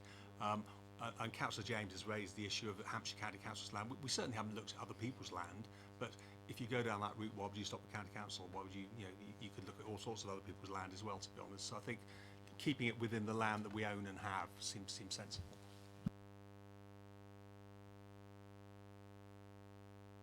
More questions? Sorry, Councillor McCormick. Well, another site actually popped into my head there, and I'm not sure if we own it or what the ownership arrangements are, but there's a huge piece of land over at Popley Fields that could accommodate an ice rink. That doesn't seem to be on the map. I'm still at a loss to understand the reluctance to deal with the county council and lumping it in with other landowners. I mean, they owe us. We did them a huge favour with Manydown, and they also owe us for the closure of Fort Hill School. That's upset a lot of our residents. I don't think we should be timid in approaching the county. If they've got a piece of land next to Milestones Museum that could potentially be used, we should be in dialogue with them. It's much for muchness with that and the piece of land opposite next to Waterworks, but I think it's really key that we keep the leisure offering whole. We've got a lot of good facilities sharing that site. You've got the pool, you've got the ice rink, you've got the cinema, you've got the bowls, you've got the skydiving, you've got various places where you can eat and drink, and the sum is greater than constituent parts. So I would like to see, a little bit of weight given to that. And I'm also a bit intrigued about Basingview, because we've got lots of potential with Basingview, with bits of land that may not be put to a permanent use for quite a few years, but that's part of our ongoing objective, is to regenerate Basingview. And anything close to there, it's close to the railway station, has got excellent public transport links, so I'd like that to be given due consideration.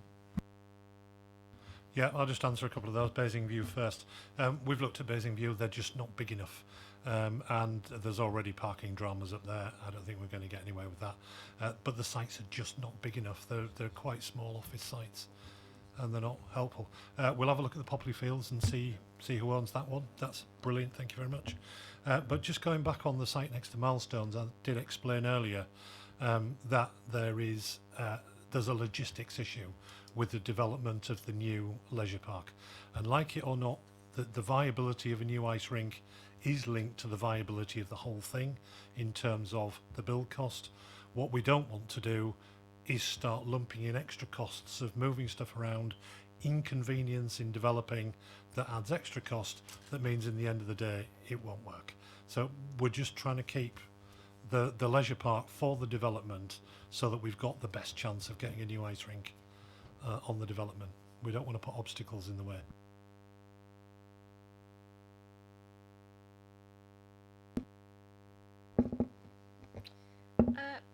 Yeah, so obviously we're here tonight to look and to consider the 5 sites. I don't know some of these sites particularly well, others I know better. Initially just a comment about Down Grange. They are, I believe, very much have the intention of getting a second hockey pitch. Certainly in the next sort of, I think their intention is 1.5 to 2 years or something like that, so that hasn't been mentioned tonight, and obviously that will put increased usage of that site. The other thing is what we haven't seen tonight is any usage figures of the ice rink as it is at the moment. Something I wonder if we could consider, parking's been mentioned a lot, is something we could consider using or having some sort of coach or bus, talking to Planet Ice about having a way of people using the existing parking. None of these sites are very far from the leisure centre as it is, and having a way that during those busiest times we could help people get across to the new site rather than trying to find somewhere where we could have parking for what is probably only going to be so many days a month of match days. Is that something we could consider looking at? I've already made a sort of a note to look at the usage in terms of times of the day from Councillor Mahaffey over there, I think earlier on. So yeah, pick that up as well. That's an observation that can be looked at. Councillor Frost. Thank you, Chair. Just to thank you, Chair. Okay.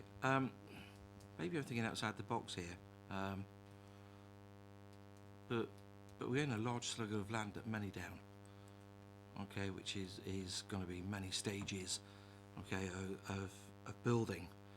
And whilst it would be ideal to have it in the centre of town, if none of these sites are suitable, okay, would it be worthwhile looking at one of the very latter stages of Manydown and maybe developing something temporary there? I'm just thinking outside the box here. Can we pass that on to Officer? Yeah, no, I'll deal with it. Yeah, well, the fact is that we haven't yet got planning permission for Manydown, and I think the priority is to provide housing. Surely that's our greatest responsibility as a council. So to complicate things by then, and with the traffic implications of having a temporary ice rink on Manydown, I don't think that's a good way forward. And there's the other question of the remoteness of Manydown at the moment as a greenfield site from the town and the facilities and public transport and the rest of it. So it doesn't seem to me instinctively that is actually going to get to where we need to be, which is actually, as Neil Taylor has explained, we need to get on with this. You know, we're going to have to we've got our work cut out to get this sorted quickly. I just think that would be a blind alley. Thank you, Chair. I'm fully cognizant of the fact that it's very, off the wall. But as long as we have considered it and gone through the pros and cons of putting it on there, then then I'm happy. So thank you for your answer. The other fact is that at the moment we don't own it. The freehold is owned by the Manydown company, so we haven't actually acquired the land yet. Councillor Hickling's next on my list. Thank you, Chair. One more question relating to Memorial Park.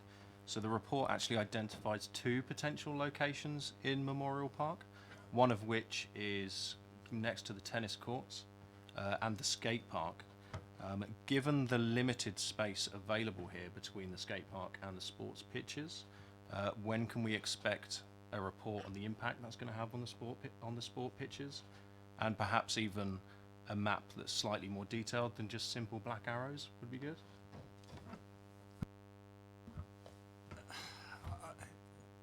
I think the key thing with all these sites is they would all need a lot of work, a lot of consultation, a lot of detailed work. And if there are some which is just totally unacceptable, there's no point doing that work.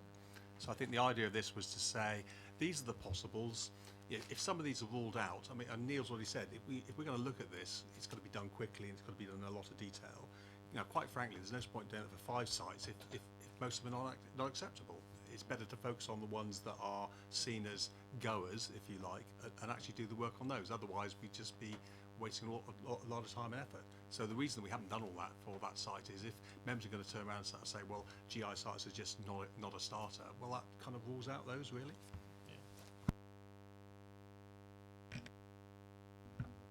Thank you, Chair. I just want to get back to the sense of urgency of all this, and I actually think that the idea put across by Councillor Frost, shouldn't be ruled out in the way it has been by Councillor Isaac. It is an option to look at Manydown, and I would like to propose, I think people keep coming back to these green infrastructure sites. I'd like to put forward the fact that I think members from pretty much all the committee have said that they don't want to look at those sites. I think we ought to be focusing on the sites that are possible options. Viables is coming across as one, and I think that really ought to efforts ought to be put in exploring that, and that's where a lot of the effort should go. I do think we ought to look. I hear what you say about the Hampshire County Council site on the leisure park, but I think members it would warrant a proper written response as to why that's not viable, so that can be circulated beyond this meeting. So I would say, in addition to the viables, possibly Thornycroft, we maybe look at the Popley Fields one that's been raised tonight. I don't know enough about it, but also it'd be good to have a written report as to why these sites on Basing View aren't suitable as well, please, and just a summary of that for all members. Yeah, but I think really what's coming out for me is that we ought to be focusing our energy as a matter of urgency here, because time is the essence on that viable site, really. Thank you. That we bring officers along for their professional advice. We've heard that the sites on Basing View are too small. I think what you're asking us is more time to be wasted on something that's only going to tell you what we already know. And the other problem with Basing View sites is that that it's very difficult terrain. They're sloping sites, so that would add to the problems of putting a temporary ice rink on it. I just think that it's a waste of time. If you're insisting on doing it, then of course we will. But that's my feedback. I have one more person on my questions list, so I'd like to ask that question, but I'd then like to go on to a discussion. I will make a comment that there's been a few sites identified. There's all sorts of reasons for not taking those sites on, but we have identified 2 of these 5 potential ones, which are the non-green affecting ones. So we'll go on to your question first, Councillor Taylor.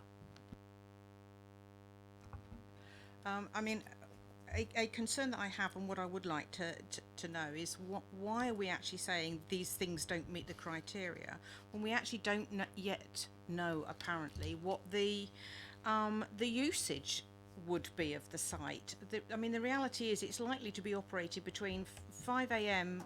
in the morning till the next morning, and there are thousands of people a week using the ice rink. It's not just about a couple of hockey matches. Every single day from 5 o'clock in the morning There are groups using that, from community groups, disabled groups, ice skating groups, patch ice practice, which is our young Olympic hopefuls, at 5 in the morning doing that.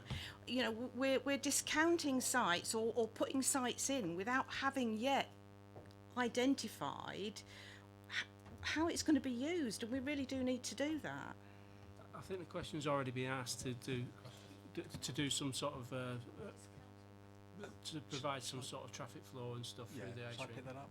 I mean, we did give some sort of usage numbers in the report to CEP last year, but since then we've had some further conversations with Planet Ice, and I think it is actually quite hard to know the exact numbers from their perspective. What I'm not clear, Councillor Taylor, is whether you're suggesting that the usage might drive the selection of sites. So in other words, so if the usage was something we might consider the Memorial Park, for example, is that what we're suggesting? I'm not clear quite where this is going.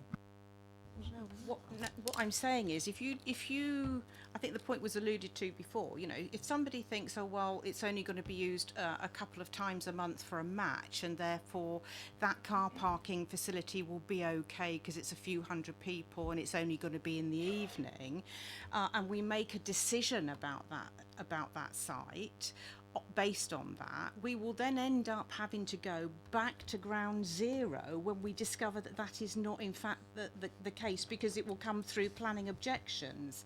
So it really is key to understand the usage and the pattern of usage before we actually start making final selections of sites. I think the purpose of this, bringing this to CEP, was not to select the final site. It was to say, look, this is the range of sites that we think we can find. Are any of these acceptable or unacceptable? Because if there are some which we're just ruling out of court because for whatever reason members just wouldn't go there, then we're not going to spend any time doing it.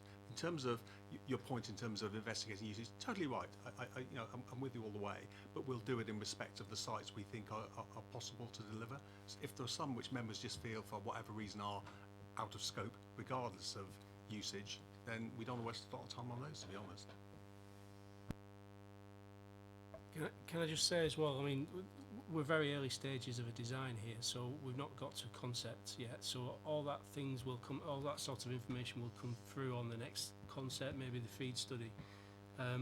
We are on a potentially two-year schedule, so we do need to sort of move things on a little bit.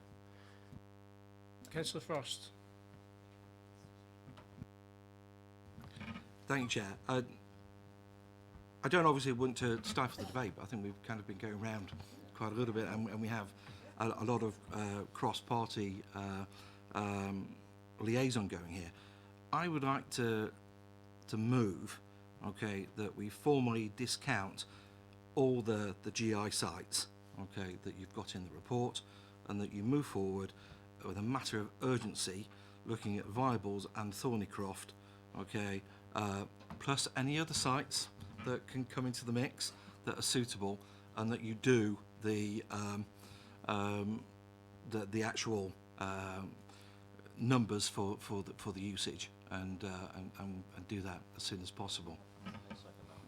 Before we do move on, can I ask, is that agreed that we just move on to those two sites, or we just look at those two sites? Okay.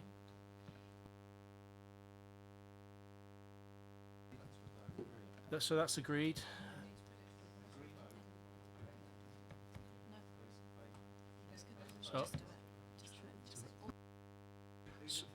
So I'll put it to a vote. All those in favour of the two sides?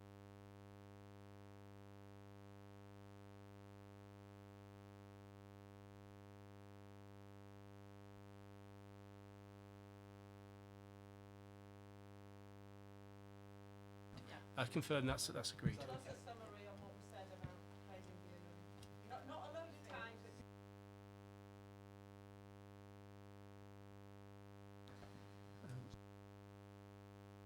Could I just be clear then? So I've got Viables, Thornycroft are the ones you're comfortable with, plus Popley Fields, and you'd like a telephone call to the county about their six-a-side site? Yep, okay. Okay. Sorry, Councillor McCormick, you got a question? Well, I think we ought to consider reaching out to Cardiff as well, because they've just been through this exercise, and I think it would be inherently wise for us to do that, so that we can learn from any mistakes or best practice that they've done. If the committee minded for that. Would there also be benefit in copying their design? Because that's something they've already built and... Oh, well, yeah, sorry. Is there any value in suggesting that to the potential builders?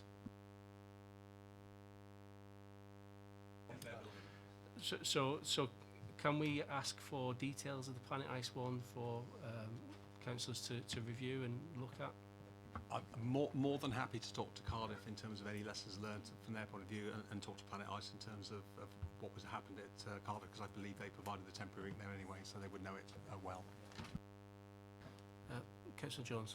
Just, this is, I know you've got a 2-year span, but I think we, as a committee, we want to be involved. So if something needs to come forward, rather than wait for the next meeting, we have an extra meetings put in, if possible, Chairman. So that gives people the idea what is actually happening.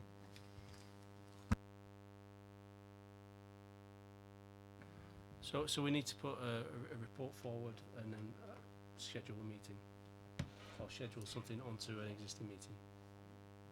I think what we're saying is we'd like it to be on every meeting going forward, so you can, and if there's a need, Yep. one actually before. Is it the cabinet that is looking at this one early July? Is that right? So is there scope for having another meeting before the cabinet meets? No, there isn't. No, we've got a meeting on the, I think 17th, is it, of July? At the moment, we haven't got anything on the agenda. 24th, but there's nothing on the agenda at the moment. So. So if we can have it back on the agenda then. Yeah, but that's after the meeting, the council meeting, cabinet meeting. So can I just clarify here? So there's not time to get this to cabinet in July. We'll get it to cabinet as soon as we can. I sense the importance that councillors are attaching to this, and so yes, we can provide an update to the next CEP meeting. And I'd just like to say that I'm grateful to councillors tonight for their discussion and contributions. I appreciate the recommendations that they've made to me as the portfolio holder, and we will now get weaving as an officer team to move this forward, because it is urgent, and the administration recognises that and wants to get behind it.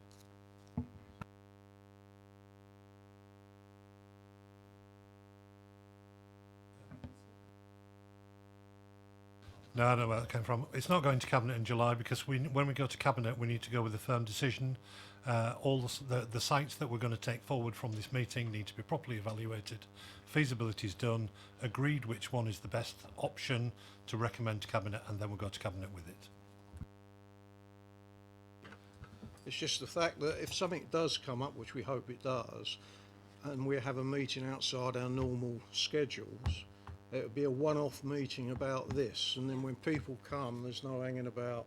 This has gone on, well, it's 8:30 now. We know what time we'd be here for, but what I'm saying is if something comes up that is urgent, we don't want to wait until the following meeting. I'd sooner have a meeting arranged. That'll be your choice, Chairman, when you have it, but personally, I'd sooner have it, even if it's in August and most of us can make it, at least we've got something to talk about. Well, I think we do need to discuss it as soon as the information is available, so we'll try and get that put into the agenda. Sorry, Councillor McCormick. Well, just on the question of cabinet, if they're not going to consider it in July, and it takes time to shape the decision, when are we going to have a decision likely? Because that sounds like it will drag on into September, and the Ice Users Forum were presented to the council in March. We've got less than 2 years. The clock's ticking. We need to have a decision quick. Even if it's just a preliminary decision that starts the ball rolling, frees up some capital, you know, when can we get to that point? Because we really do need to get moving on this. We will move this forward as quickly as we possibly can. It's got to be properly evaluated, though, and the work done And a lot of questions have been raised tonight, and some very valid questions about usage and so forth. So we need to get a planning permission. We need to be fairly certain we can get a planning permission. So there's a lot of work to be done. So we are acting on this, but I'm sure that that councillors will understand that it is going to take some time to do it, and we've got to liaise with Planet Ice and agree arrangements with Planet Ice. So there's a whole raft of work to be done, which will be done as quickly as we possibly can. But we're not going to be sort of hurried into something that then falls apart because we haven't done our due diligence on this. Okay, so I think we've come up with a solution for this evening, and there's no real need to sum up. We've got a way forward, and obviously we'll try and monitor that as best we can. So I propose we have a 10-minute break and then come back for item 8 of the agenda, which is update on modern slavery.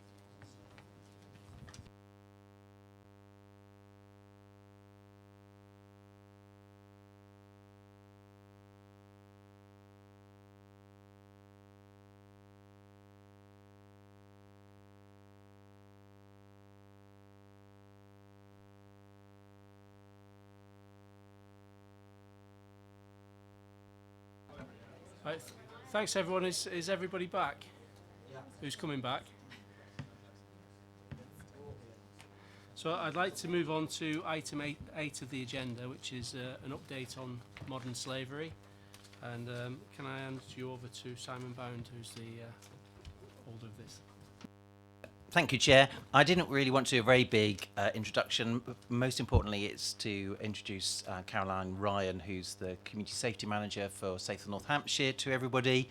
And fundamentally, Carrie is going to take us through a presentation which really sort of introduces the subject, talks about what's going on nationally, but also the activities that are happening locally, and then we can talk about that once she's done the presentation. So over to you, Caroline.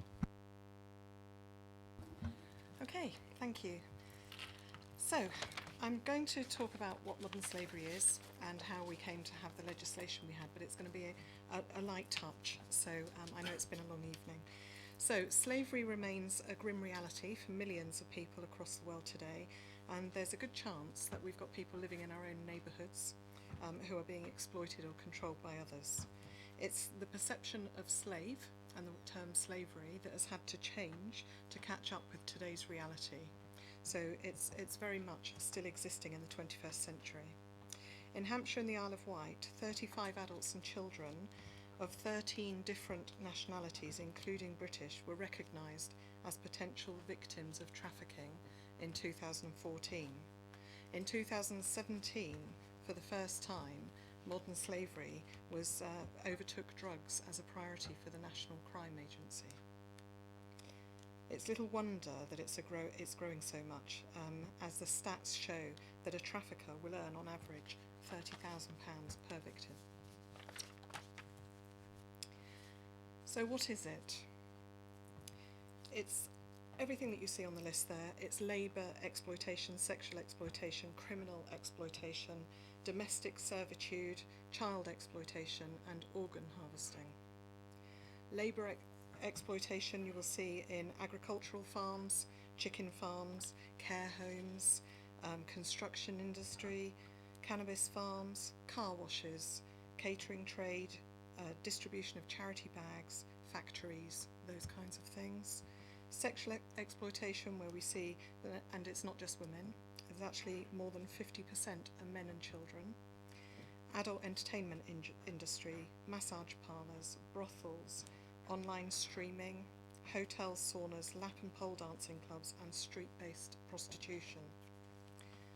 Criminal exploitation will be around begging, organised begging, pickpocketing, cannabis cultivation, benefit fraud, EU status exploitation, forced or sham marriages, illegal working, theft and payday loans.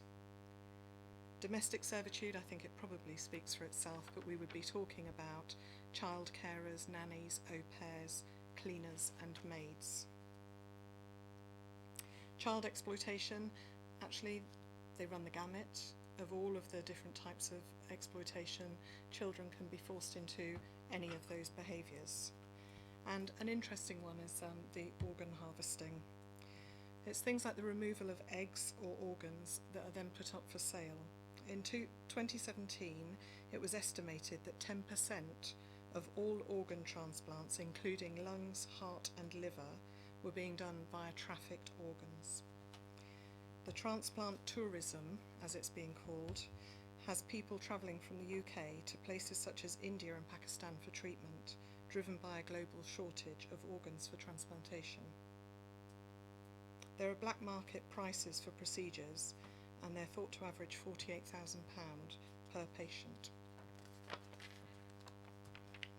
So, in 2015, the Modern Slavery Act came into being, and it was designed to tackle slavery in the UK and consolidated a number of previous legislations that we had.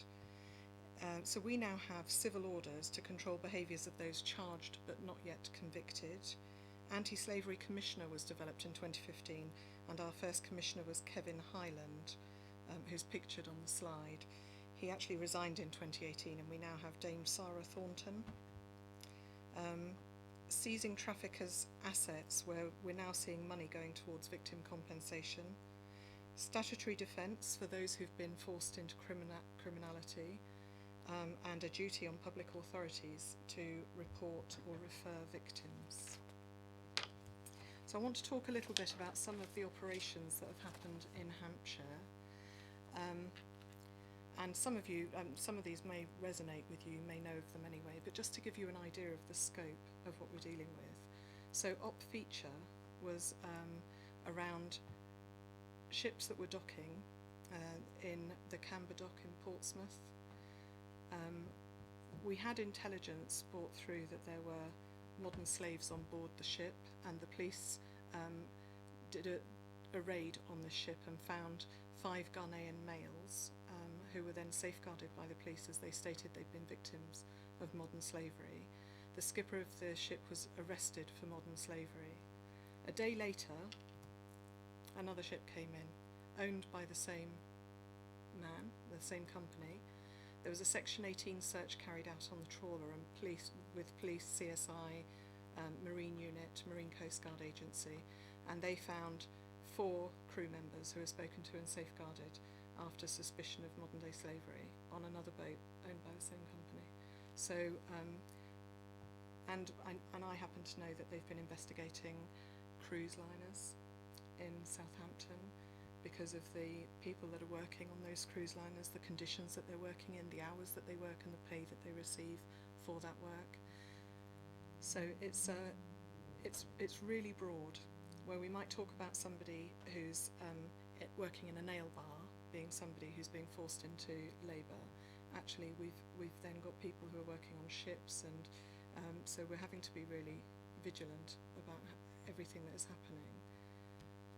So I thought I'd mention this one because it was one of the first convictions that we had in Hampshire, and it was a gentleman by the name of David Shivak, who was convicted for 4 counts of human trafficking. He was found guilty in 2013, and he was described as a physical and mental bully, a man who trafficked Polish nationals into Portsmouth in an operation resembling a Charles Dickens novel. David Shivak, who's 30, offered the 4 men work in the UK, housed them in crowded flats, and retained most of their wages. A jury in Portsmouth Crown Court convicted him on 4 counts of human trafficking, and he got 6 years. And then one that's perhaps a little closer, certainly for me, because I was involved in this one. There was it's coordinated by the police, but a multi-agency initiative to look at car washes across Hampshire. We did very early morning visits to these car washes, and it was a multi-agency. We had police, immigration, HMRC, Environment Agency, local authority housing, community safety, Salvation Army, trading standards were all involved in this initiative. There were 8 car washes visited across Hampshire, 10 victims rescued from Southampton, and actually there was a successful court case following this for the car wash that these people were picked up from, which were all owned by the same brothers. I'm going to talk a little bit later about the significance of car washes and a way that we can all stop using car washes that are actually being used for exploitation purposes, because there's a bit of a responsibility in there for all of us, and there is a way of ensuring that you're using something that is above board. So, numbers. Nationally, there were 1,961 victims submitted through the National Referral Model between October and December 2018. That's 1 quarter's figures, and it was up 12% on the previous quarter. 750 females, 1,209 males, and 2 transgender individuals who were reported through that mechanism for being victims of modern-day slavery. Across Hampshire, for the same period, we made 107 referrals. Basingstoke and Deane have made 16 referrals in the last financial year. And of those, 3 were facilitation of travel of another with a view to exploitation, 6 were forced servitude, and 7 were forced labour. So that just gives you an idea of the national and local picture. So as a local authority, what do we do? What can we do? We have implemented a transparency statement, and this is about us saying that we do everything we can to make sure that our supply chains do not involve any slavery. There was a procurement questionnaire that has been added so that we can be as confident as we can when we're procuring services that they are coming from a place that doesn't include modern slavery. We've done an awful lot of training of staff and external partners and other agencies around modern slavery, which is essentially a safeguarding concern because it's about vulnerable people being exploited. And so it is part of our safeguarding training, and we have run training that is bespoke around modern slavery also. We have membership of the Modern Slavery Partnership, which is a Hampshire and Isle of Wight partnership. We've run modern day slavery campaigns. We had one here with a pop-up stand in the foyer last year. This year there's a whole push on advertising the helpline, the Modern Slavery Helpline. The Safe Car Wash app, which is what I'm going to talk to you about in the next slide. We're currently helping to train, and when I say we, I mean Safe North Hampshire, so the north of the county, are currently helping to train trading standards and taxi drivers around awareness of trafficking and not becoming involved in those things. And in the autumn, we will be going out to raise awareness with community groups in Basingstoke on where it might be, how you might spot the signs, who are the people that are vulnerable, and what you should do with that. So, the Safe Car Wash app. I'm sure if I asked in the room how many people go to a car wash, there would be a fairly strong show of hands, because who likes cleaning their own car?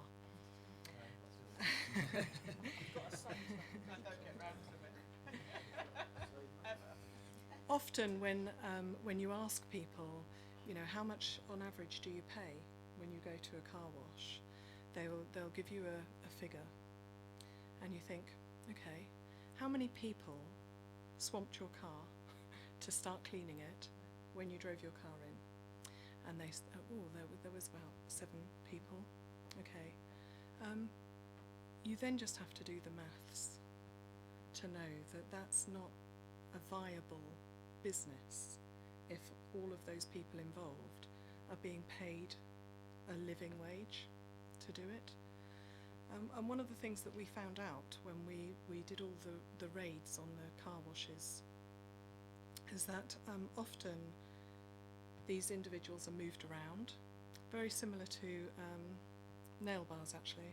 The people that work in nail bars are moved around from nail bar to nail bar, so it's very difficult to ascertain who is there and who's working there, and and build a relationship with the people that might be in difficulties.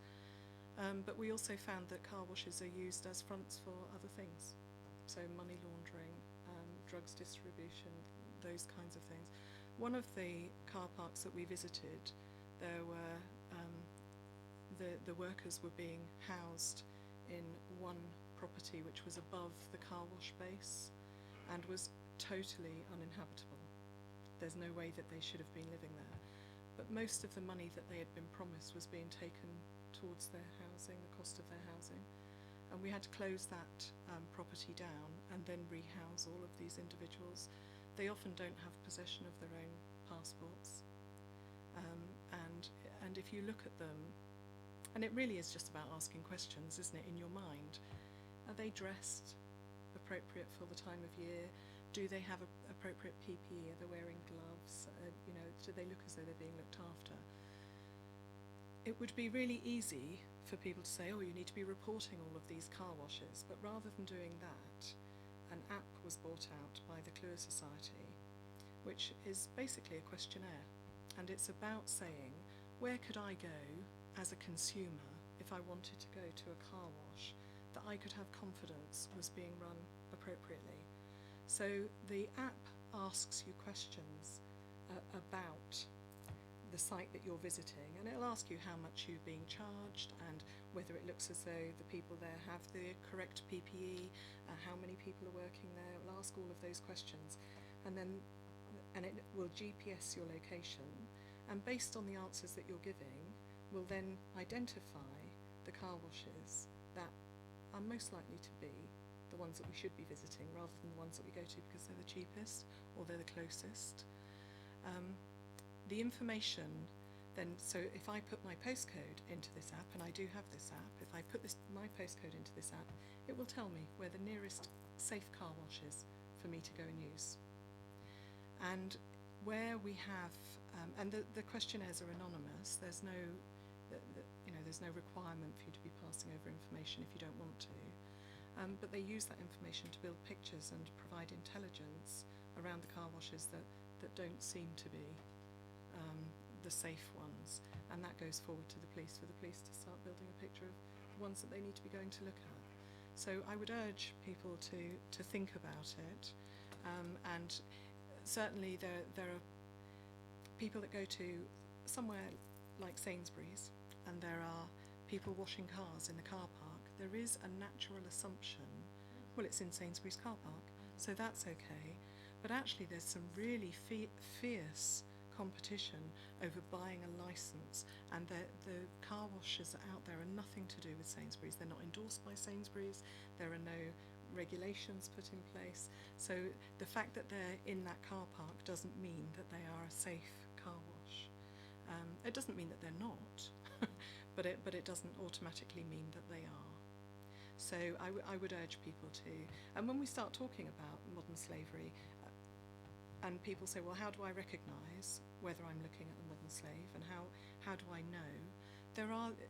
If you were looking at anybody and you felt that there was a concern over the way they were being treated, their behaviour, their mannerisms, if there was something that you thought there's something not right about what I'm looking at or what I'm involved with here, then it becomes a safeguarding concern. You don't have to identify it as modern slavery in order to raise a concern around that individual. All you need to do is say, I have a concern that there is something wrong here, and you raise a safeguarding concern, and all of our referrals go into the multi-agency safeguarding hub in Southampton, and they're then assessed by professionals that know what to look for, and they know how to move it forward. And those professionals include adult services, children's services, the police, so that there's a broad base of people in there that know what they're looking for. So what I would say to you, it's not, they don't walk around with a banner above their head that says, I'm a victim. They can appear anywhere. We found them on traveller sites. So we found Polish people who were held on traveller sites. We found them within housing here, have actually referred 2 people in the last 4 months and they've both been accepted into the national referral model. So it's just about being curious and being curious or concerned enough to want to raise a concern about it. I have included, I don't know whether these slides will be circulated, but I have included some useful sites for people to go to and phone lines. There is, the Modern Slavery Partnership does have a web presence for Hampshire, so if people want to find more information out about that, they can. And if you want any more information from myself or anyone within my service, then please do get in touch, and more than happy to come out and provide more in-depth training and talk to people about what it is and what it looks like. But this is a bit of a whistle stop because it's late. Can I open up to questions?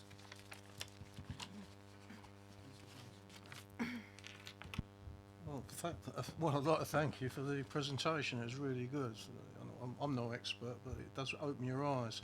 The only thing that crosses my mind is, well, it's like it's all around the table, all local councillors, but a lot of this could have been picked up years ago when we used to have proper beat bobbies. We've now got to the stage where I don't even know who our one is. He does an area 3-4 times the size of which they used to do.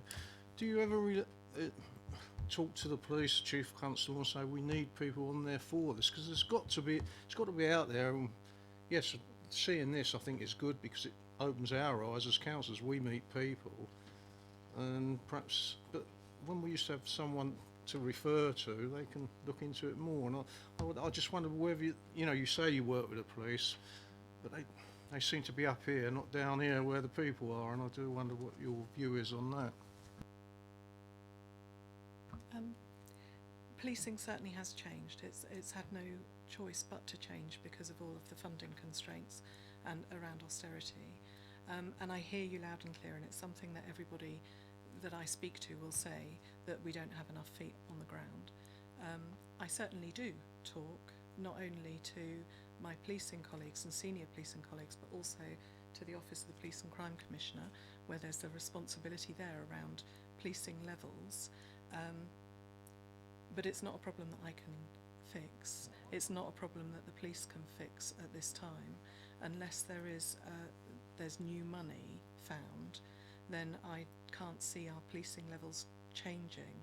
So what we have is they've had to become reactive to different things in a different way. So where when you rang the police previously, you might have anticipated that you would get a response no matter what. That's no longer the case because they have to triage what's coming in and deal with the things that they have to deal with, and the lower level things tend to be.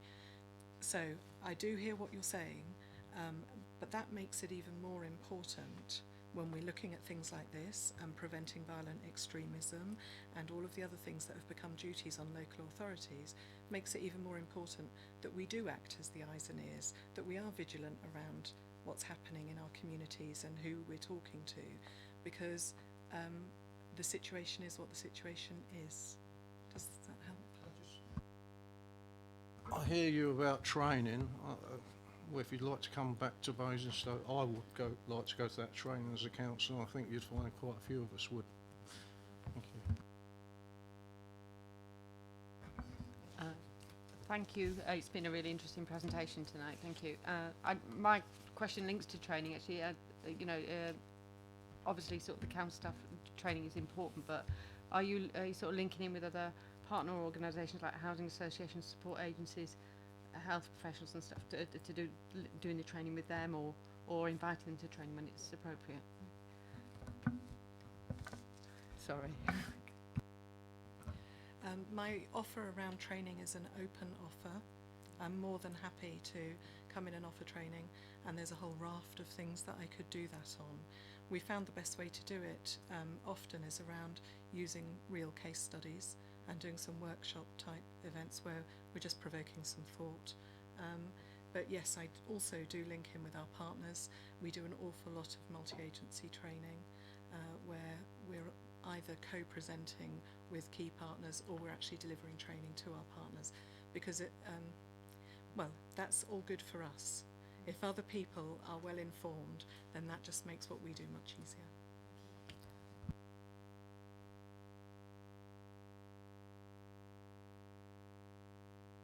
Yes, can I just echo everyone else?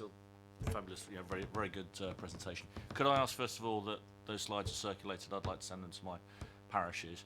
But my question is, you mentioned about the questionnaires you send out to as part of the procurement strategy. I probably should declare an interest here because I run a financial crime due diligence firm. My problem with questionnaires is they go to the immediate suppliers, and they can be quite sort of clever, quite detailed, but ultimately you're asking a question: do you use slaves? And nobody says yes, we do. The issue is the subsidiary companies or the subbed out contracts that go below those. So my question I'm trying to get to is, what do you do in terms of looking at those, and do we use external agencies to do that? Because that sort of thing takes an awful lot of time to look at in detail. I'm not a procurement expert, is the first thing I would say. It's very difficult because we could go to the nth degree in terms of checking what people are using. The questionnaire is around where do you source, who do you subcontract to, if they're subcontracting, how do you know, what regulations, checks and balances have you done to ensure that that provider is using ethically sourced materials and resources and not employing modern slaves. I'm not sure to what extent you could keep going in order to get to that last person in the chain, because as you say, that would be massively resource intensive. So I don't know whether you have anything that you want to add to that, but I think that what we have done is we've tried to exercise due diligence in the most pragmatic way that we can around confidence of our supply chains and making sure that we're not going down the route of employing people that have unethical businesses. All I was going to add was, in addition to that, was of course looking at, all sorts of people come up with new ideas, don't they, about, well, how can you do that, or how do you get intelligence, which is really what we're talking about, and that operates out in the sort of the public world as far as residents, but also in the commercial world as far as what intelligence is out there. And I'm sure that the investigation units that do a lot of work within the police are connected into some of that.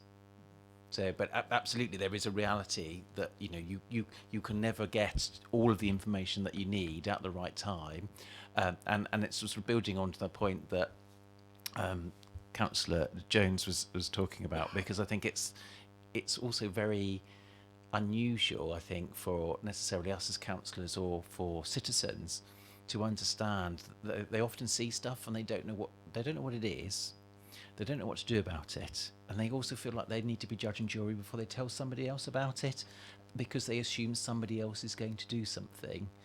And actually, talking about policing and funding and resourcing, there's also that reality that says even if we had lots and lots of resources, we would still miss people, because actually it's residents that hear what's going on next door. So I think there is something about that, and I've certainly heard one councillor a little while ago in our own authority who said, I saw this happening and I didn't see anybody else do anything about it, full stop. Not, I did this about it. It's interesting you raise that one, because I did notice in your presentation about a whistleblowing policy and exactly your point of who do I go to. I'm a new councillor. I'm just gone through and I'm still going through my induction process. I don't think I've ever been given our whistleblowing policy at any point in time. Could I request that it is circulated? Yeah, thank you. Sorry, I have Councillor McCormick next. Yeah, thank you, Chair. It's quite a while ago I moved this motion that started this work with Councillor Cousins a few years ago. Just picking up on, you mentioned homelessness in the body of the report, but it's not mentioned in the transparency statement in Appendix 1. That to me seems to be a very high risk route. When people are homeless, they're vulnerable, and someone can come along and say, I'll give you a job, it's music to their ears. And they don't necessarily know that they're going to be trapped in modern slavery, and if they get trapped in modern slavery, they can be trapped for many years. You know, we've heard of cases nationwide, people being in bondage for 15 years. You know, it's really shocking stuff.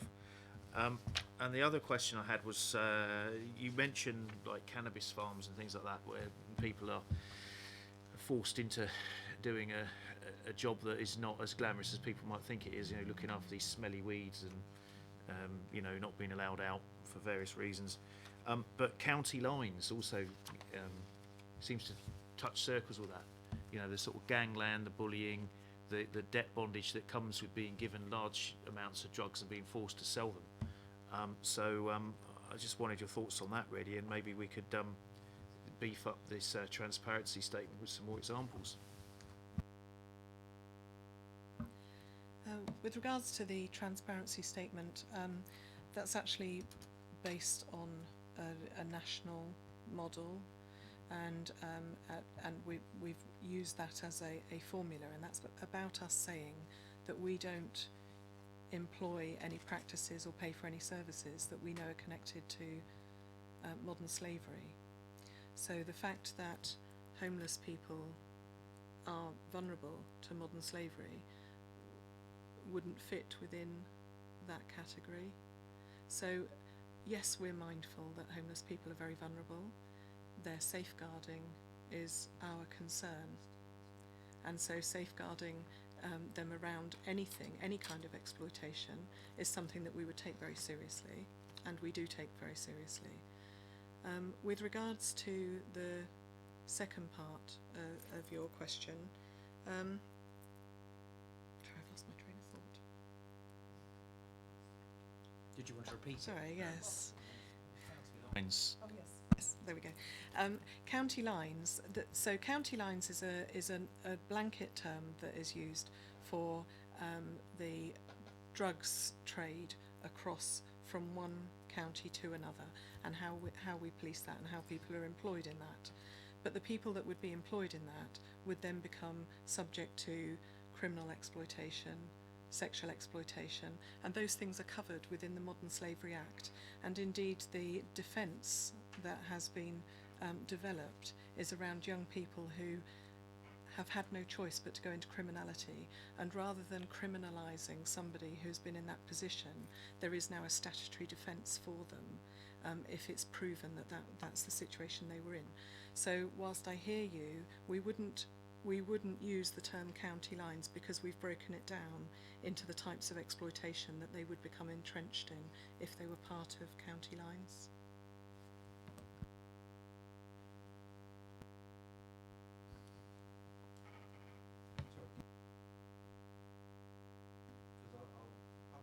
That's all, I'll give way. Thank you, Chair. I find this a fascinating subject, okay, and I do actually already have the Safer Car Wash app on my phone, and I have actually used it, you know, thankfully. But I just would like to pick up Councillor Jones's point and other councillors across the room here, and I'm just wondering whether our Deputy Leader could organise a members panel, okay, or a briefing, okay, to actually open this subject up to all councillors, so that we can all be aware of what we need to look out for. I'm very, very happy to do that. I would just encourage you to get your colleagues to come along, because I have lost count with how many briefings I have run, and we have had very limited turnout. And that's whether it's briefings, updates, or Carrie talked about safeguarding training. So there is something that says, absolutely, it's really important, we have a crucial role to play, do turn up and encourage your colleagues to do so. Thank you, Chair. A very quick supplementary. Maybe you could consider, you know, whipping.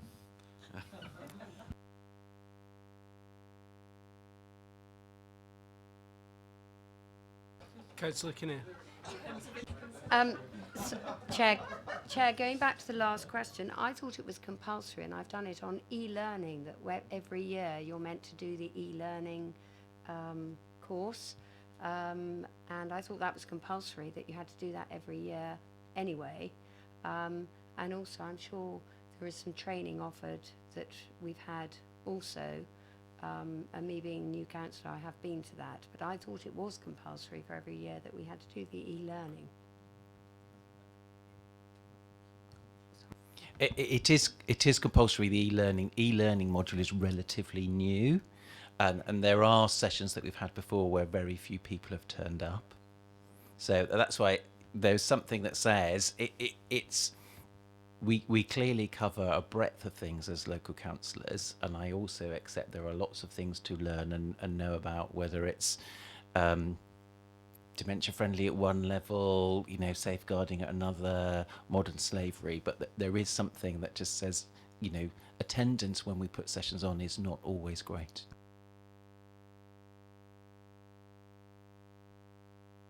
Can I just follow up on that? Is that e-learning obviously you do at home, you don't have to do it? Oh, okay. So, folks. Thank you. I think your presentation brings it alive, which I think is often perhaps what councillors find difficult. Where they don't necessarily think it relates to them, and I guess it's that challenge of how do you hook people into training. But my question was in 311 of your report on page 71, you list what the council plays a key role in tackling, and it talks about identifying and referring victims, and also it talks about supporting victims. And I wondered if you could give me a sense of the involvement in the borough in directly of those things, because you clearly from your presentation are involved in a lot of wider, talked about Southampton, you talked about other areas, but in Basingstoke-in-Deane itself, are we as a borough council supporting victims of modern slavery to pick their lives back up again, that side of it? Thank you. Once somebody has been identified, and it's a key element here that they have to self-identify as victims of modern slavery. So we can't just say you're a victim of modern slavery. They have to actually understand that that is what's happened to them. They'll go through the national referral mechanism, and then they're picked up by the Salvation Army. There is a 5-day calling off period, used to be 10 days, has been reduced to 5, before they go into a 45-day period of what they call reflection, where they'll get lots of counselling and support and help that is provided by Salvation Army. There used to be nothing for that 5-day gap, and we were filling that gap. But the Salvation Army have now started picking that up as well. So the support that we will play is really in that early stage of getting somebody to the point where, yes, they know that we're going to make that referral, and they're comfortable with us making that referral, and ensuring that they are in a place that is safe for them when that referral is made. So yes, we do, at the housing team here, are absolutely wonderful with our people, our vulnerable people, not just modern slaves, but generally with our vulnerable people. So yes, there are support services in place. Councillor Mahaffrey. Thank you, Chair. Could I, in response to your point about poor attendance, it's all very well us going back to parishes and talking about it, but as Councillor Vaux just said, your presentation makes it come alive. Could I suggest that you open your presentation up to parish councillors as well? Because I know the planning team are doing exactly that in September for planning issues. I've mentioned that and it's been very well received. As the person who's responsible for parish councils, the Association of Parish and Town Councillors are currently going through a little bit of a renaissance. So they have less of the boring, tedious presentation, which sort of meant that we didn't get great attendance. And we're doing things that make issues for their residents come alive. Last week we had our latest conference for town and parish councils, and we probably had one of the largest attendance that we've had, and carries down to attend the next one, if not the one after that. Just to add to that, I think maybe to combine a workshop with safeguarding, sort of, it's half and half, it might work, because I think, again, that's an area where members might think they know a lot about, but they don't know as much as they think they do sometimes, if you don't mind me saying. Any more questions? Go on then. I'm afraid some of our training in this council, we don't get the right people to train us. Over the years, we've cut back. We used to get real professional people and really interested. And we keep on being told a lot of it is compulsory now and this and that. When you've been around a long time, it goes like that, why am I bothering to turn up? I've sat on this one before. I must say yours was very good, just the small bit, it really hit home. And I think that's what we've got to do as councillors. We've all got lives outside this, but we don't want to go on for hours. You know, we've got to be straight and to the point and get people involved. It can't always be done by officers in here. We've got to sometimes get people from outside, which we used to do a lot. Thank you. Well, I was going to say there's been lots of discussions about case studies, so that there are some things that people have heard lots about, like nail bars and car washes, but that's just when you start looking at all of those other places where we should be looking. And as far as Councillor Jones's point, I'm sure Dave behind me was making some notes. Thanks for that. I mean, I've just got one question. You've got the car wash app, but there's obviously other places. Is there anything going to happen to roll out other types of apps for different things? There aren't any others at the moment. The Clua Foundation are the ones that pulled the car wash app together, which is a Christian organisation, and it's the first time that anything like that has happened. But it has been so phenomenally successful that I would be really surprised if they didn't want to get on the back of that success with other things that people could be reporting on, because the amount of information that has come in to them through those apps has almost been overwhelming. Excellent. I mean, it's been a real level and very educational.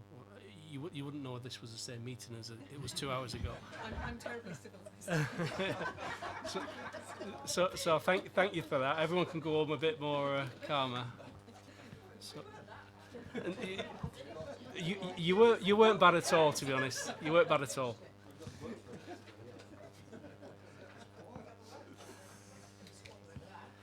So I'll just close it out. So it's recommended that the committee is asked to, 1, note the ongoing partnership work to tackle modern slavery and raise awareness within Basingstoke and Dean and the Safer North Hampshire Partnership Area, and 2, note the modern slavery transparency statement, Appendix 1. And then I'll move on to item 9. Thank you. So we have the Community Environment Partnerships Work Programme. Obviously 19th of June's tonight, isn't it? So 24th of June we don't have anything at the moment. Do we need to discuss something for... Yeah. I noticed we don't have anything for the 24th of July, but can we not put something in about the ice rink? Okay, update. Yeah. And is everybody happy with having the meeting next? Yeah. No, I'm just aware that there was a study mentioned which was going to be 6 to 8 weeks. Will that scupper that? No, we can bring an update. It's not a problem. We Right. can tell you how Perfect. far we've got. We'll probably. Because there were other sites as well, weren't there? Yeah, and we can feedback on. Yeah, I do think it's important that we get feedback as soon as possible, because obviously we are on a tight schedule. Sorry, Councillor Jones. So I haven't been here that long because it seems to change, but I got an email today from a resident, well, someone who's involved with Stratton Park, the pavilion, and there's been a survey done. I don't think it's a council survey, but someone's done, and it's absolutely disgraceful we've allowed our buildings to be in that state. Now that's Stratton Park Pavilion. What the rest of the pavilions around Basingstoke are like, I don't know. I wonder whether we could get something done, look at that and bring it here, see what is actually happening. So do we have to put this on some sort of request form? I don't know, it seems to be, everything has to go on forms these days, but I can't see why we can't do it while we're at a meeting. I have seen it somewhere. Yeah, it says, can you please fill out a work programme suggestion form to enable the item to be timetabled? This is on my notes, so. Yeah.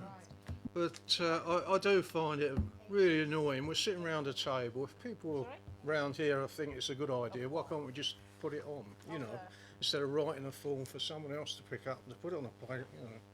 Seems long-winded, but I will put one in if you request it. Can I hand you over to the officer, please? Sorry, could you... Oh, sorry. We asked for the forms not to be difficult, just to help and assist us in ensuring that the issues that members wish to raise are clear. If the committee is happy to proceed on the basis of the information provided, and we are then clear, then we can proceed. Otherwise, I'm sure members will be disappointed if they get the wrong report. Is it an option to email somebody or get Democratic Services to fill the form in? Yeah. Okay. Yeah, no, that's fine. So 23rd. So 23rd, Be Love review. So we'll be checking out your dance moves. And then we'll move on to 18th. There's nothing on the agenda for that. So you need to get filling those forms in. Excuse me, Chair. I will submit a work request form for the update on the ice rink. No, but I will do it.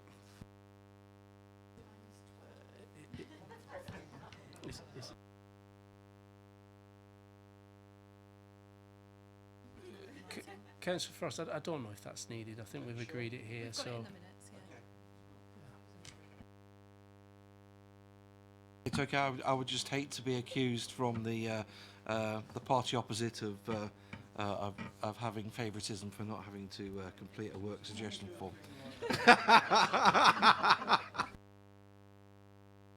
I need to make some sort of order here. It's getting a bit too cheerful, isn't it?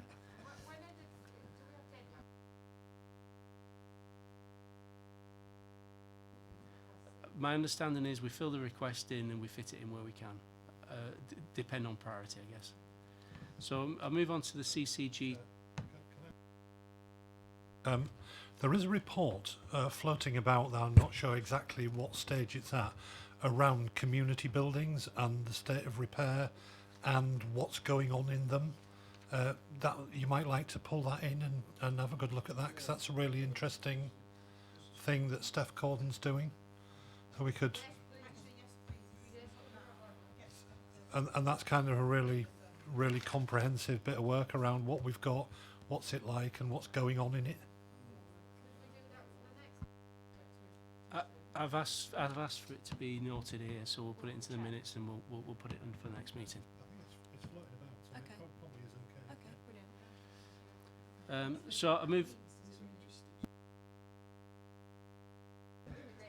So we'll get the policy. Excellent. So CCG task finishing group, and basically I've got to ask the committee, or the committee need to agree whether they would like to continue the work of the CCG task and finishing group for the new principal year.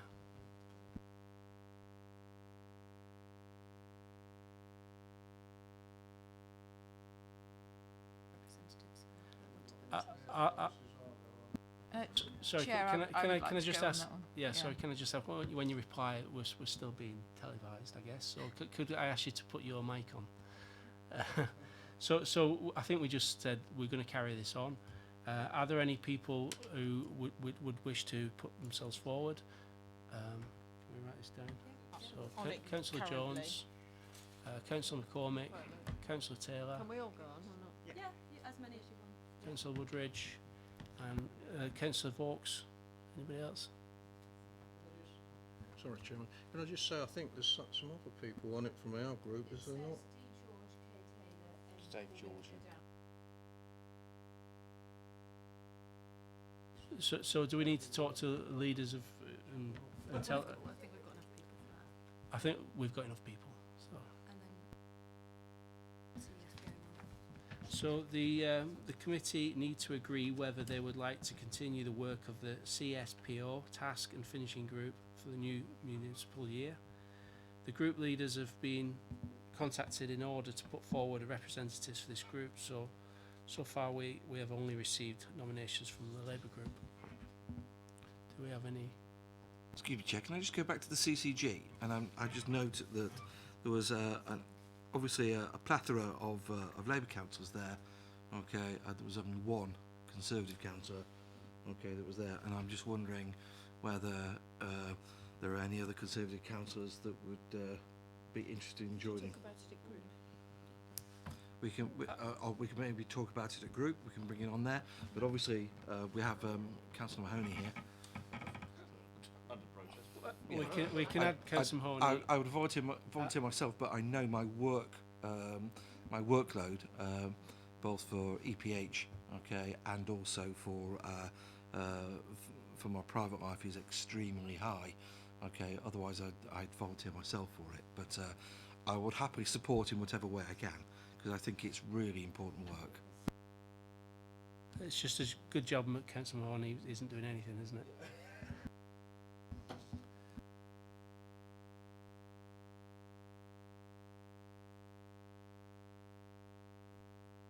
So I just need some representatives for the CSPO group.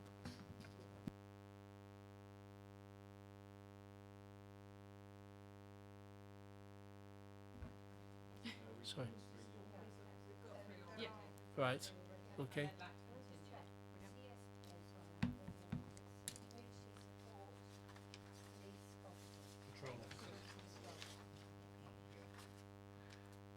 Anybody from the Conservative side? I suggest, Chair, that it's discussed at the Conservative group meeting next week and come back to you. Okay, that's fine.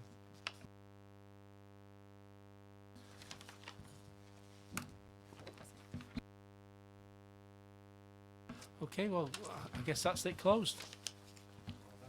Thank you.